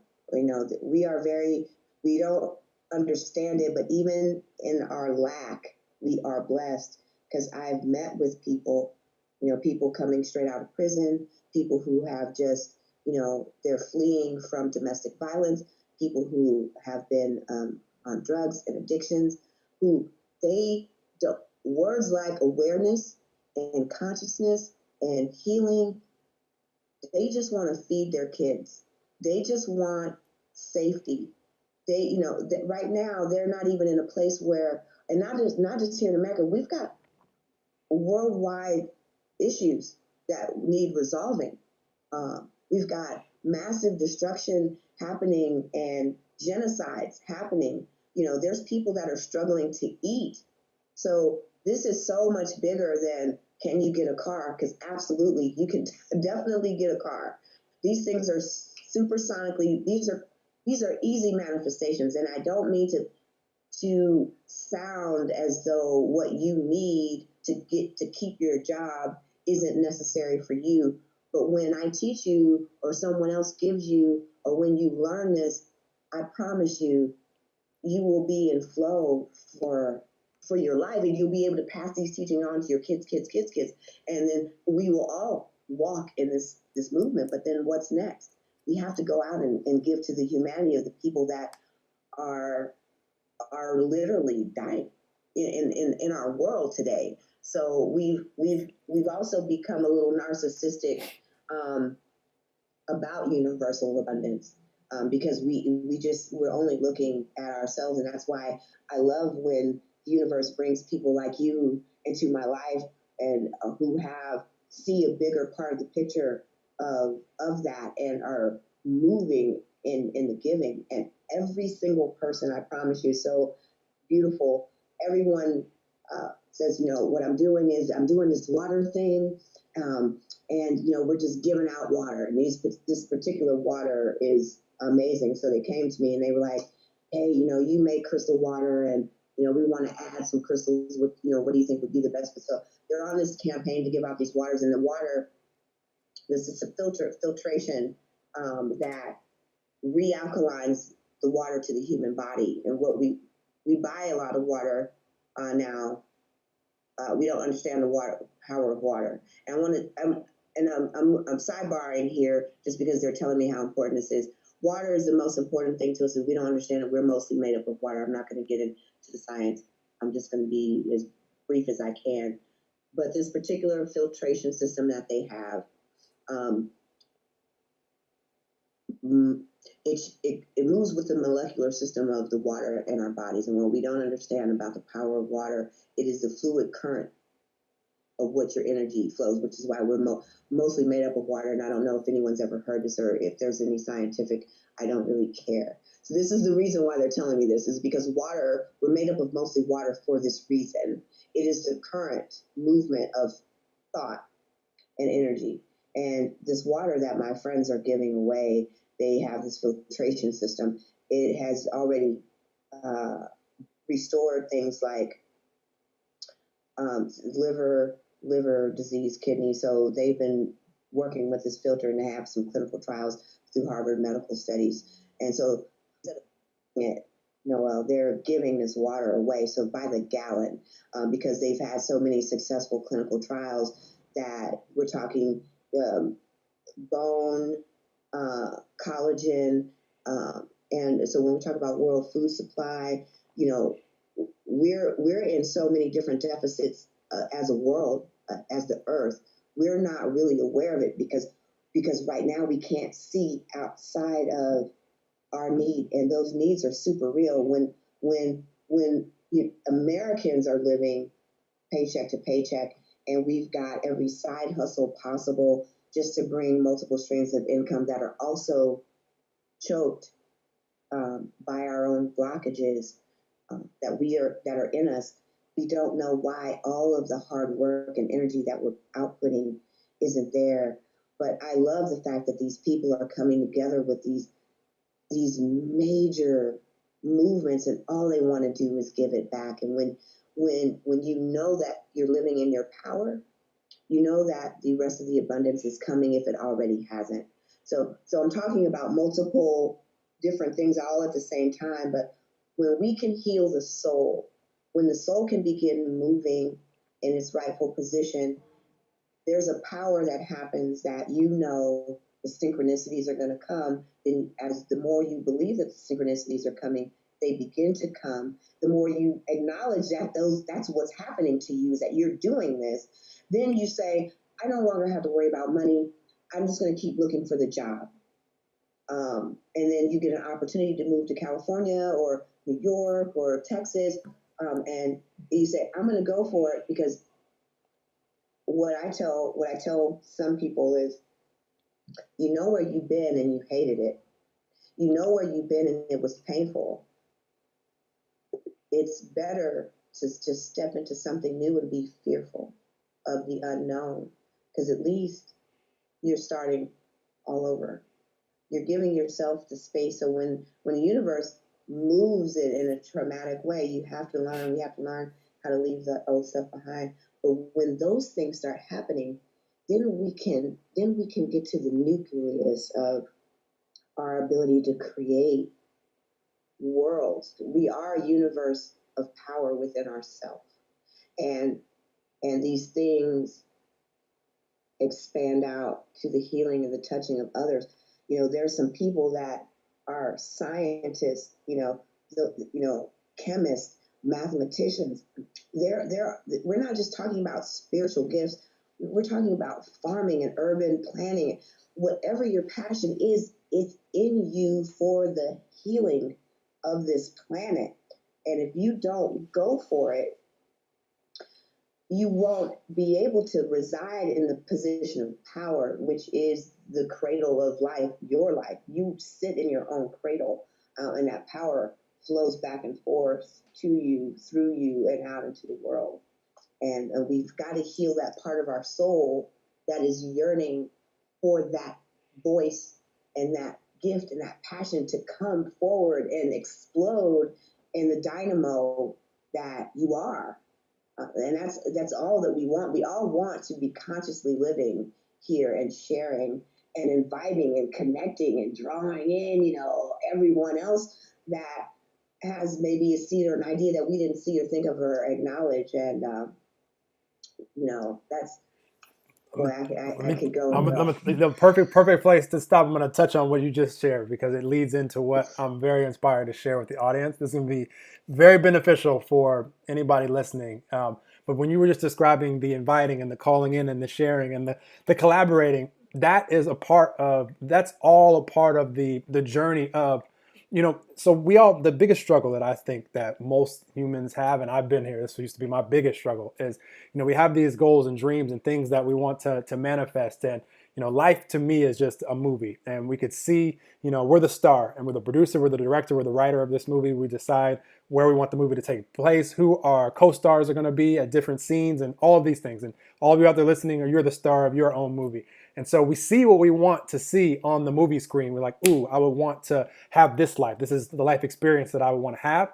And then as humans, we get stuck on, well, how am I going to make all this happen? Like, how am I going to get to that? And we cloudy the waters, we muddy the waters where we are, because we're trying to figure out, we're trying to do source, we're trying to do universe's job when it comes to the synchronicities. Yes. That the synchronicities and the plot to the movie will unfold so much more magically, more fun, more fulfilling. Just like the plans that we have, if we try to script it out to where how we can get to that, are so much more just not powerful, not fun, not fulfilling as they are when we just can line up with the frequency of, ooh, I'm excited for that. And I don't care how it's going to happen, when it's going to happen, who it's going to be that I need to meet. But I know I'm on that path, I'm on that journey, and I'm enjoying the whole way. And then from there, we get to have, like, for instance, for me, I have the vision of what the universal abundance community is. For me, how I see it. And for me, it just, every single person is invited to participate, and I see the people already that are just flowing this energy, this newfound belief and knowing of who and what they truly are, and they have the resources, time, and financially to flow with it. So you have the people like your friends that you're describing that are helping with the water, and you have the people that are helping with the environment, and you have the people that are helping with hunger and every other area, because so many of us are drawn to different parts of the puzzle of life. And so I see this big vision, and yet I don't know which people I'm going to meet along the journey, which makes it fun and adventurous. Like Demi, who all of a sudden just boom, out of nowhere, Demi's lived 52 years of life. You said it, so I'm just repeating it. You look amazing for any age, and you're flowing out lovely energy. And all the other people, and we didn't even know each other existed until the moment that we do. And then all of a sudden, they now show up on the path and on this movie screen called life. And, it's just these synchronicities will happen over and over. And so if we can get our attention and our mind off the how it's going to happen, the when, the where, the who I need to meet, trying to do all these things, if we just let the movie, the plot unfold the way it's going to unfold and control, the only thing that any of us can control is what's the vibration and frequency and energy mood that I'm bringing right here, right now, which is making me a match to the synchronicity of what I want to see on the movie screen. Or, every movie has some dramatic parts as well. So if we're a match to the, I already talked about this earlier, we're a match to the synchronicities of, drama, anger, rage, powerless, depressed, which we're human, so that's a part of the human experience. But if we choose to be in that frequency, then just expect to see some dramatic parts in your movie as well. For me, I'm just looking forward to, I enjoy the contrasting parts, any challenges, because it just makes my desire even stronger for the excitement of meeting people like Demi and having the whole vision unfold, and parts of the vision that yet I can't even see, like I can't even fathom how big the vision can be. But my life experience is allowing me to put even more excitement and even more vision into what I'm creating. And this is all areas of life for all of us.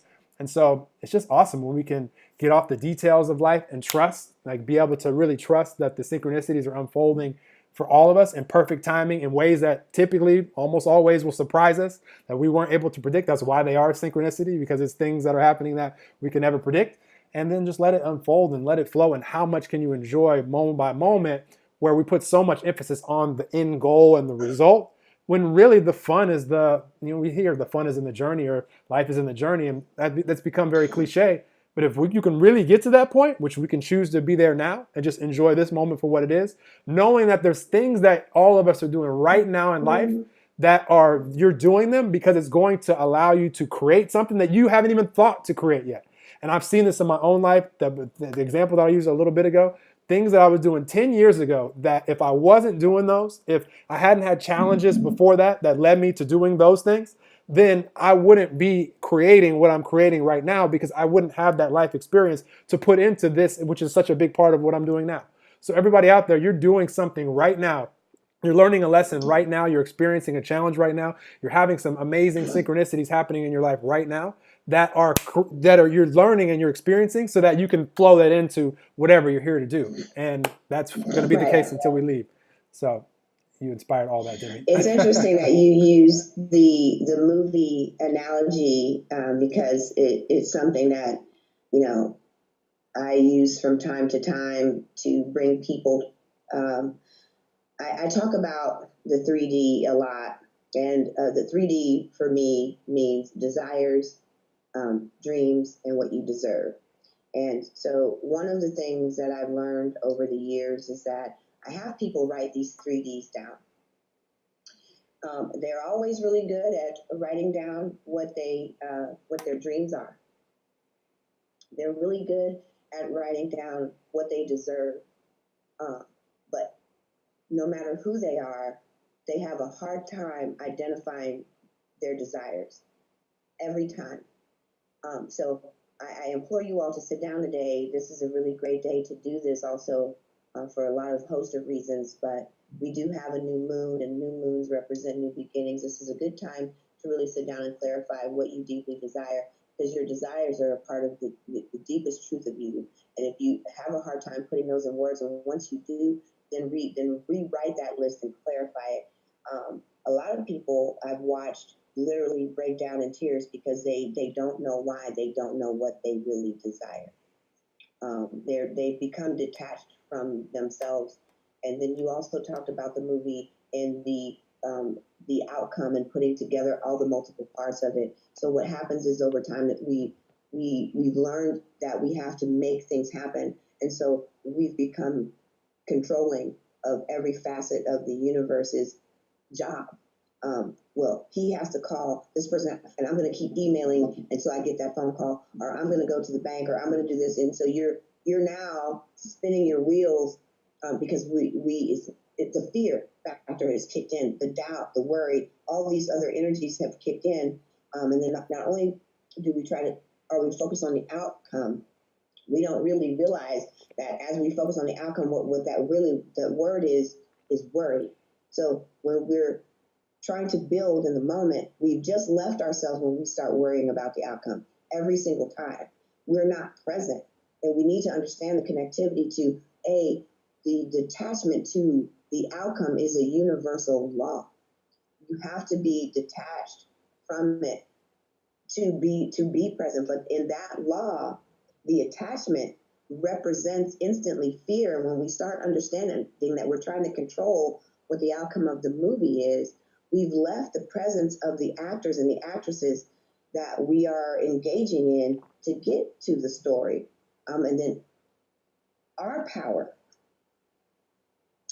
we can only see what you were saying, for universal abundance. This is what, I envision. Well, guess what? Noel, everything that you envision times a million is what this is going to be, because your power is only sourced on this planet. There is a greater abundance of reserve movements that you can't see. So this goes for every one of us. When we're holding on, when you feel like if you can ever get to the place where learning that you're holding on to trying to make this outcome, I need to live at this type of house, or I need my business to make X amount of money, or I want to be married to this type of girl, or, that type of thing. When we're holding on to the end goal, we have every single time left the present moment. And we're also now adding worry, fear to these things. But one of the things that I do after we do a 3D design to figure out where you are, what you want, what you desire, what you deserve, and what your dreams are, marrying those together. But in the movie, I asked them to start also with imagining that they are sitting in the audience. They've invited all of their friends. Everyone has a personal invitation to the movie theater, and the movie theater is beautiful and luxurious. It's got those nice recliners, and everyone's got their own popcorn, and everything's taken care of in the movie theater. And there's a huge red velvet curtain, and this is your movie, this is your life story, and all those people that are proud of you, for your achievements and your accomplishments, and all those people that love and support you are there. And you're sitting, somewhere mid-theater in your movie theater. And then I ask people to sit back and see and feel themselves in this theater. And as the credits roll, what is the title of your movie? Because the title of your movie, and in setting that up, it lets me know what your affirmation for life is. Once you've put and you can visualize the title on your screen, that is your life affirmation. And so my guides, we tune these things into ways that we can work with what you have. So if your title is "The Struggle is Real," then we're going to, you know what I'm saying? So when you sit back in a movie theater and you're there with all your friends and you know that everyone's there to support you in your movie, that's the title of your movie. So let's roll with that. That's the title. The curtains opened up. And there's no preview screening. We're going straight to your movie, director's cut, and there's the title of your movie. And then I ask people to tell me what their first scene is. What's the first scene in your movie? And I'm gonna tell you the truth. Most of the time, Noel, people don't know. They don't know where their movie starts or where they want to start. And so then I'll give them an example. So this is a vision that I have for myself, is that, my daughter's on my shoulders, and we're running out of the back gate of our home down straight into the sand, into the beach, into the water. And there's a man running next to me, but you can only see us from behind. So you can see my daughter on my shoulders, my hair kind of, blowing in the wind, and we're running. You can hear us laughing, and it's kind of grainy. Washed out a little bit, but you can see the sun and you can see the beach. And I love Florida, by the way. I know that's where you are. I've been there a billion times. And so that's how my story starts. So I give them a version of how a story starts, wherever your story starts. But that's where I see my story all the time, is I am by water and I'm with my close, intimate family. So that's how my story starts every time. I love and appreciate those in my life, everyone, but that's where my story always starts, is by the water. So wherever your story starts, wherever you see it, let it begin there. And like you were saying, then let it flow. If you can see that much of where you want, that's all you need. And those are the first 3 minutes. And every day when I wake up, those are the two people that are involved in my life. And everything that I do is in love with them. And everything that I do is for the good of me, them, and all of my actions are in alignment to how all of this feeds the world. How am I giving, and how am I staying in frequency and alignment that I can not just set up opportunities for myself, but to engage with a bigger, broader platform of people that I haven't had the spirit to personally touch yet, or don't know that I exist, and how can I give to them and bring value, real, honest, genuine value to shift, change, and transform their lives. And if I have an hour, if I have 30 minutes, I always have to be, like you said, I'm a snob about the energy, because as a transformer, I have to, when someone taps me on the shoulder in Starbucks, I've got to be able to put my hand back on their shoulder. I met a lady in Starbucks 2 years ago. Her husband had passed away 6 months prior, and he had a message, and I could hear the message. I just didn't know who it was for. So her drink came out after mine, and now we're mixing our condiments and stirring, and I kept getting the message, and I don't have a choice. I know that if I walk out the door, I'm never going to see this human being again. And I said, hey, listen, do you have a minute? I need to talk to you. And she was open. Then I sat down and said, I'm channeling your dead husband. And she needed some closure. And to confirm that it was him, it was wintertime. I was in Colorado. I was visiting Denver. And she was coded and I was coded. And so I said, well, you guys have matching tattoos, and here's where they are on your body. This is what he has on his body. So there was a lot of confirmation that had to happen, but she gave me 30 minutes of her life that changed her life. So I always have to be on. When you talk about life, yeah, there's ebb and flows, but you're still always connected. And as long as you can swing back the pendulum of the rhythm, the law of rhythm, because that's life. It's always flowing. The law of rhythm just means everything just swings on a pendulum. As long as you don't move, sure, you're going to feel a little bit. So even if your meter or your volume goes down, as long as you realize it's going down, let's swing it back up, then you become realigned back in full self. But knowing that's where your movie is, that's where you're starting, everything else just comes into play. You've already casted the movie. You know that you're directing it, and even though you're the starring lead actor, how many movies have we seen where, Johnny Depp is not only the executive producer, but the director, and he's starring in it. So that means that at some point he's running back and forth, but still he's always in character. He's always in flow. And we have to live the life. We have to know when we need to direct, and that's the thing. You can't control the universe, but when do you need to get behind the camera and transform the view? We're not talking about just directing the actors and actresses. When do you just need to fine tune the lens to focus on this thing? Maybe you need to expand the scope so you can see the entire picture of all the characters engaged. Or maybe there's just an element or a nuance in the movie that you need to focus on. That's the director's job, is to bring that critical information through the flow of the cameras. Is also making sure that the actors are doing what they're doing. But ultimately, for this particular type of thing we're talking about, is knowing when to get behind the camera.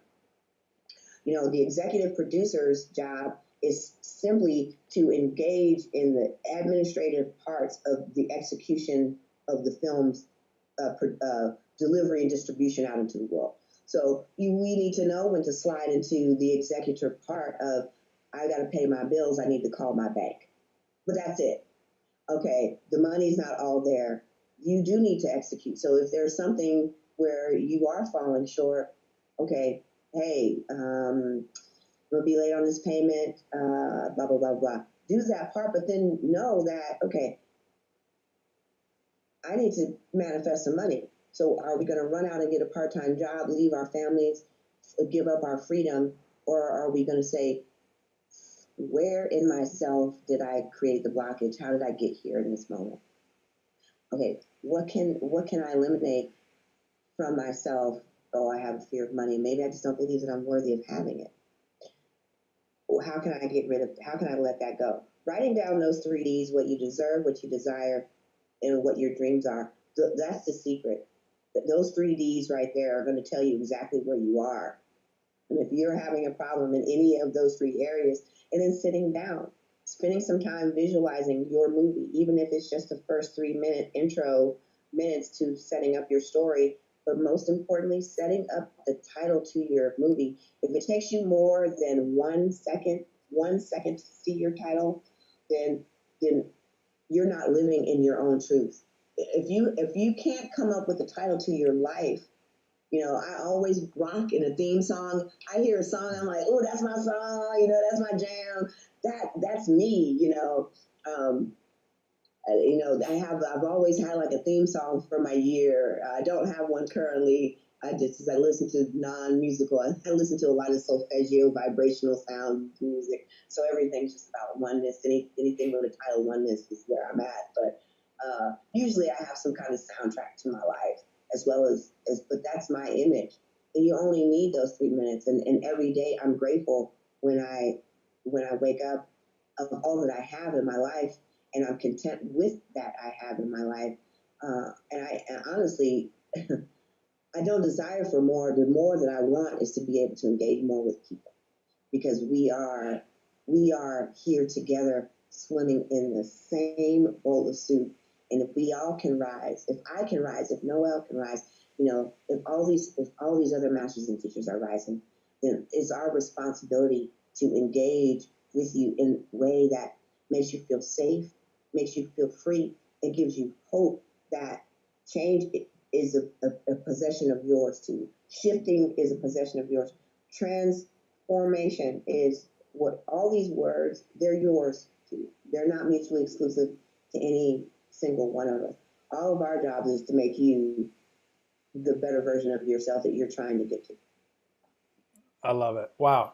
So powerful. So powerful. And I love what you said. It's such a powerful story. The example you use at the coffee shop, where you channeled the woman's dead husband. I tell people that I have an agreement with the universe that anytime that it's just because it's so obvious, like you mentioned, you couldn't leave that coffee shop and know that you had to give this message to this woman, and that you might not ever see this person again. And so I tell people I have an agreement with the universe that anytime it's a good time for me to flow energy out towards another human being that is being called into my path. And the ways that it can happen is just numerous. I haven't had a story exactly like that where I've been channeling someone that has passed on. But just like me leaving my condo complex and walking out the gate, and literally people walking right in front that had just read their first like spiritual law of attraction book on the plane and had so many questions, and just the fact that the universe had us cross paths right when we did. And then I'm just, when I leave the place, my place, normally I'm open for just anything to happen, any synchronicity. And so the universe puts two girls right in front of me that the universe knew I would speak to them because they're just right here. So I did speak, and we started a conversation, and then I find out that they had so many questions about what they had just read on the plane. And then I'm like, oh my gosh, like, okay. And then we walked and talked for like, half an hour, 45 minutes, because I had the answers to the questions that they were like, it just felt so good flowing through me. And I may or may not ever see those two humans again. We're connected on social media and all that stuff, but it's just awesome. So I love that. Just being an open, receiver of, just being in the frequency allows us to be open to receive whatever is meant to flow out of us in that moment, which, yes, it leads to awesome manifestations and all that. But regardless of any of that, it leads to really enjoyable moments right here and now, because that's all that we have. Right. So, and this energy just feels so good flowing out of us, which is why I do these conversations, to impact and to have fun. I always set the intention, how much fun can I have going in, because they are fun to me. So this is awesome. And and it's interesting that you use fun, because I always come in as how can AA be open to heal and give as much as what's needed? What do people need, and where are they at? I want to connect in where you are and what you need most to make the turnaround. Um, you know, I was 17 years old, so it's interesting that you have a vow that you make about connecting with people. But I was 17 years old when I've always seen visions and I've always seen things, and so my life is always it's a weird movie because I can see me in the movie. So it was interesting that you also use that analogy because I've always felt like I'm starring in this sensational, crazy movie. So anyway, I had a 3D moment, and I was leaving uh, the building, and I saw this young lady. She was younger than me at the time. She was crossing on the other side as we were exiting. We were in church, and she resonated, and I say it was like a 3D moment because in the crowd she stood out. Her energy expanded in a way that I could see her in a different light, and I was with my husband, and I got married really young, so I've been married almost my whole life, and so I darted to try to catch her at the main exit because she was on the other side of the church, and I couldn't find her. She just literally disappeared. And I ran out to the parking lot, and I looked around. People were getting in cars. I never saw her again. And so my husband grabbed me by the arm. He's like, "What's wrong with you? Why'd you run out like that?" And I was like, I was trying to find, and we had a conversation about it, and I said I had a message for her. And 3 days later, she was dead.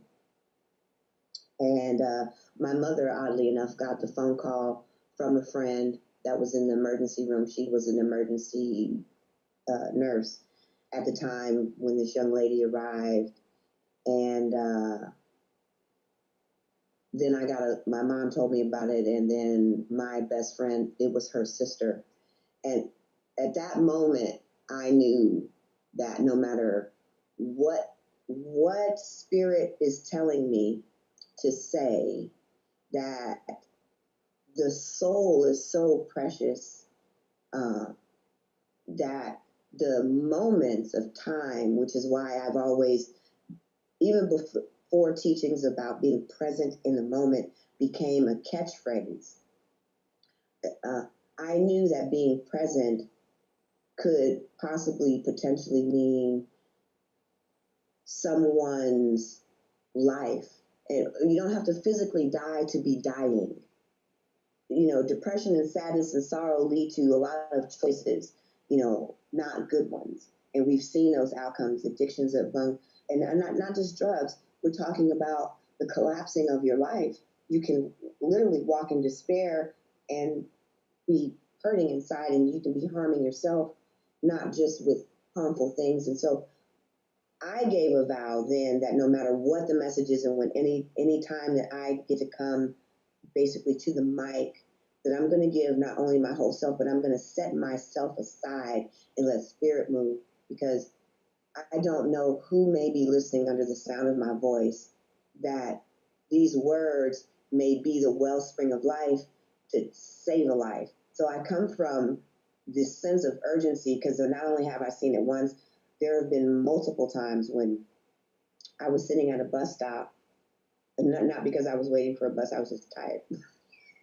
And I had gone for a walk with my dog, and I just love nature, and I had walked further than what I thought I had. So I didn't bring any water. So anyway, I was sitting at a bus stop, my dog, and it was right at an intersection. So the light was literally, I was almost at the corner, but not on the corner. But a car had pulled up, and I was petting my dog, and I looked up, and I could see the people in the car. And I didn't know that they didn't have their seatbelts on, but as I looked up at the light, I looked back down, and I heard the message, and I said, "You guys need to put on your seatbelts." So I got up from the bus stop, and I leaned in the car, and I said, "Hey, you guys need to put on your seatbelts. Please put on your seatbelts." And they just all looked at me like it was a moment where they didn't know. It wasn't like anyone was freaked out, but it was like a movie still moment, where everything just slow mode down. So when I say I've lived my life is a movie, I could see it and I could see their energy shift. And they all, as the car, because the light turned green, and I stepped back because there was other cars. So I stepped back and I could hear the clicking of the seatbelts as they were turning the corner. And so I've just kind of always been in this moment, no matter what it is. I accept that that's just part of who I am, but it's also what I want, because I want to be a change agent for the world. So you set out to be fun and engaged, and we all have that criticalness, but I have that sense of urgency that when I'm in presence, I want to be present in a position so that I could be the channel for that person's need, whatever that question is. People, man, I was 35 years old. This happened a while ago, but I was on a plane, and I'll never forget this gentleman. I don't know where he is in the world, but he was in his 70s. And I pulled out my journal. I was on my way to Atlanta, and he blessed me. And that's a beautiful thing too, because I'm always looking to learn and receive. I don't know it all at all. And so I was young, and he started telling me his life story. He was talking about waiting to live, that he worked, 50 some odd years. His children, he didn't spend any time with them. He worked his whole life. His company had finally got out of business. He didn't know where to go, what to do. And now he gets to now spend time with his grandchildren. He knows his grandchildren better. That's just some nuts and bolts of the story. When I walked away from that story, we had an hour and 45 minutes. I listened to the nuances of why he believed he was the source of the provision for his family, and he, amassed a good amount of wealth. He gave them everything, private schools. His kids lacked for nothing, but they lacked a father. So he was at this position in life, and he was sharing with me. He could see the disconnect in his children, and it brought him pain that he'd spent so much time trying to be the provider, but that what they really needed was a dad. So I was just, here I am, this young woman listening to this mastermind, gentleman who was impacted by the review of his life movie, and how now, he has the time, so he travels to his children, and he spends time, and he's using the rest of his time as well to make those reconnections. And I thought, man, we spend so much time on these outcomes where we want our future to be, that we forget that the people that need us the most are right now. They're in our present. And so they are the sense of urgency. We are our own sense of urgency. The outcomes are coming, but we have so much doubt in our own power that we don't know how to let them just fulfill themselves in the process of it all. So listening to his story, that was a big takeaway for me, to be in the now with my family. So that's why in my movie, that's what it is. It's me, my husband, and my daughter, running out to have fun. So we get to engage and enjoy life, and that's what it is. It's us and love and fun. We all love the beach. We all love the water, so we get there as often as possible. And this is just a great moment to be alive and to be sharing and to be healthy and vibrant and giving. And I love that, you want to play and dance and have fun. And we all, when you're vibrating in love, that's all you get to do is play. You're always creating the next new, Lego, thing, or making your movie or chemistry, whatever that is. It's the playful creating. And if we haven't learned this yet, the universe is also equally. I mean, look at all the different plant life. Look at all the different, vegetations. Look at all the different flowers and how they look. And look at all the bugs and insects and animals. Look at us. The universe is playful. And everything that we have possibly imagined could be existence is there. Someone, invented light. Someone invented the internet. So we don't see the magicalness of our creative form. All of that, cabinets, furniture, cars, wheels, fire, for God's sake, all these things that we just, everything was someone's creativity and playfulness. And curiosity and believing that this was something that they were meant to do. And we have to follow those same. We may not be making a brand new discovery, but for some of us, we will. We will make discoveries that will impact the planet's survival as a whole humanity. That is seated in us all, as we impact the world. Okay, I'm gonna take a breather. I love it. I love it. I know we float a lot of energy, and I know that the audience is definitely enjoying this. They're going to get so much impact, whether they listen to it all the way through or one in two segments or listen to it again. I highly recommend listening to Demi's parts because she flowed so much amazing energy. And I'll just leave it at this. The reason that I choose to be playful in this, it's not that I'm like laughing and joking all the time. I enjoy that part of life for sure. I just really like the energy. I love the energy of the playfulness where I'm not taking life so serious because, I mean, it's really not as serious as we make it. We're here and we came here to experience life and to create whatever we create and allow, source energy to flow through us because that's who we really are in physical expression. So I like when I'm playful because I'm channeling from a place of now momentum is increasing and I can trust fully what's coming out of me from that place because it's playful, loving, joyful. That's all right there. And it could take me all the way up to where I'm blissed out and I'm just having the time of my life. And I can, again, trust everything that's coming out of my mouth and my actions are going to be loving. I'm not going to be judging and condemning because if I'm judging and condemning, then I'm no longer loving and happy and playful. I'm not judging and condemning. So that's a totally different frequency and I can feel it immediately. Even the first critical thought, which used to be a blind spot and a weakness for me, 10, 15 years ago.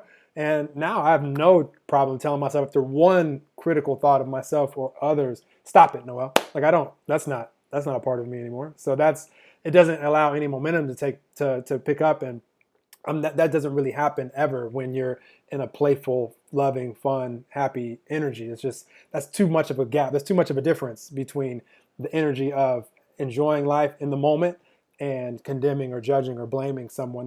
That can't coexist at the same time. Right. So, yeah. They don't. Because ultimately, when that projection of judgment is going out, is you're really judging yourself. Some part of yourself that you are reflected out into your environment to see that part of yourself. So you said it beautifully. I love it. Well, we're going to leave this enlightened conversation here because me and Demi have both flowed a ton of energy, especially you, Demi. You flowed so much energy out.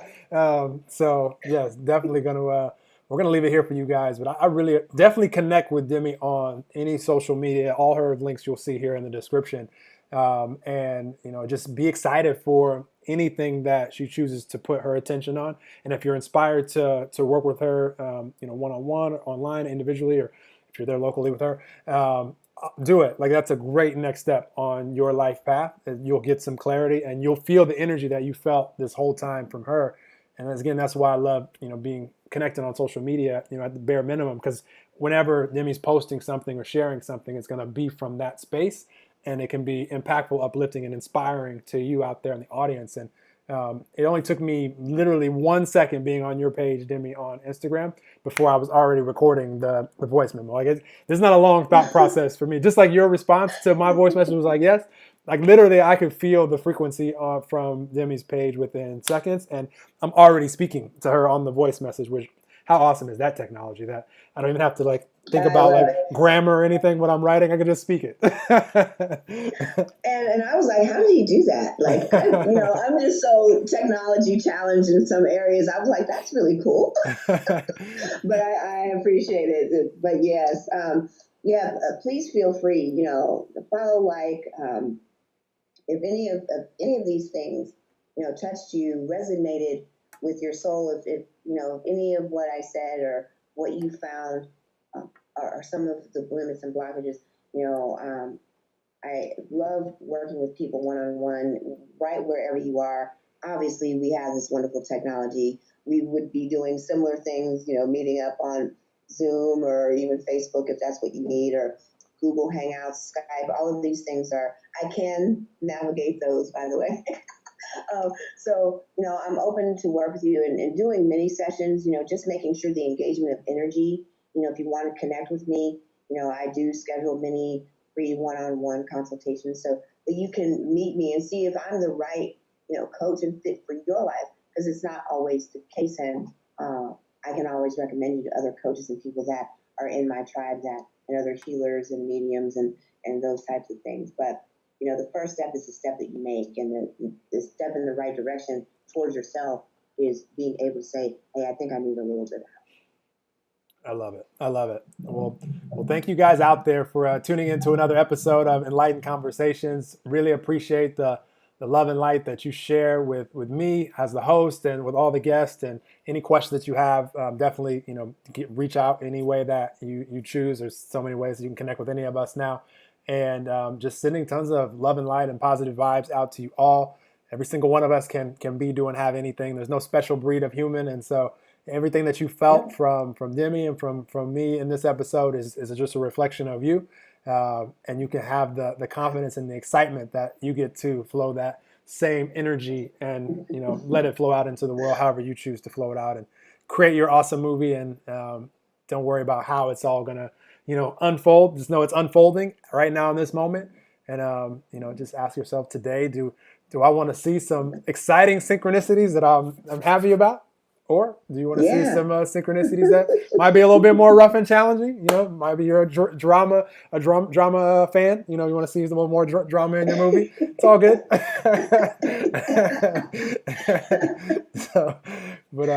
Definitely sending love and light to you all, and we'll talk to you soon on another episode. Rate and review this. Share it. Definitely share this episode, and subscribe if you're not already. And we'll talk to you guys soon. Love it. Love it. Thank you, Demi. Appreciate you. This is so much fun. Oh, no. Love, light, and I appreciate you. Thank you for the invitation. Yes. Anytime, by the way. This is the first of many collaborations. I can feel that for sure. I'm going to stop the stream and I'm going to say bye to you officially, or finish talking to you. Bye, everybody. Leave questions if you see the replay, and we'll come back and see them.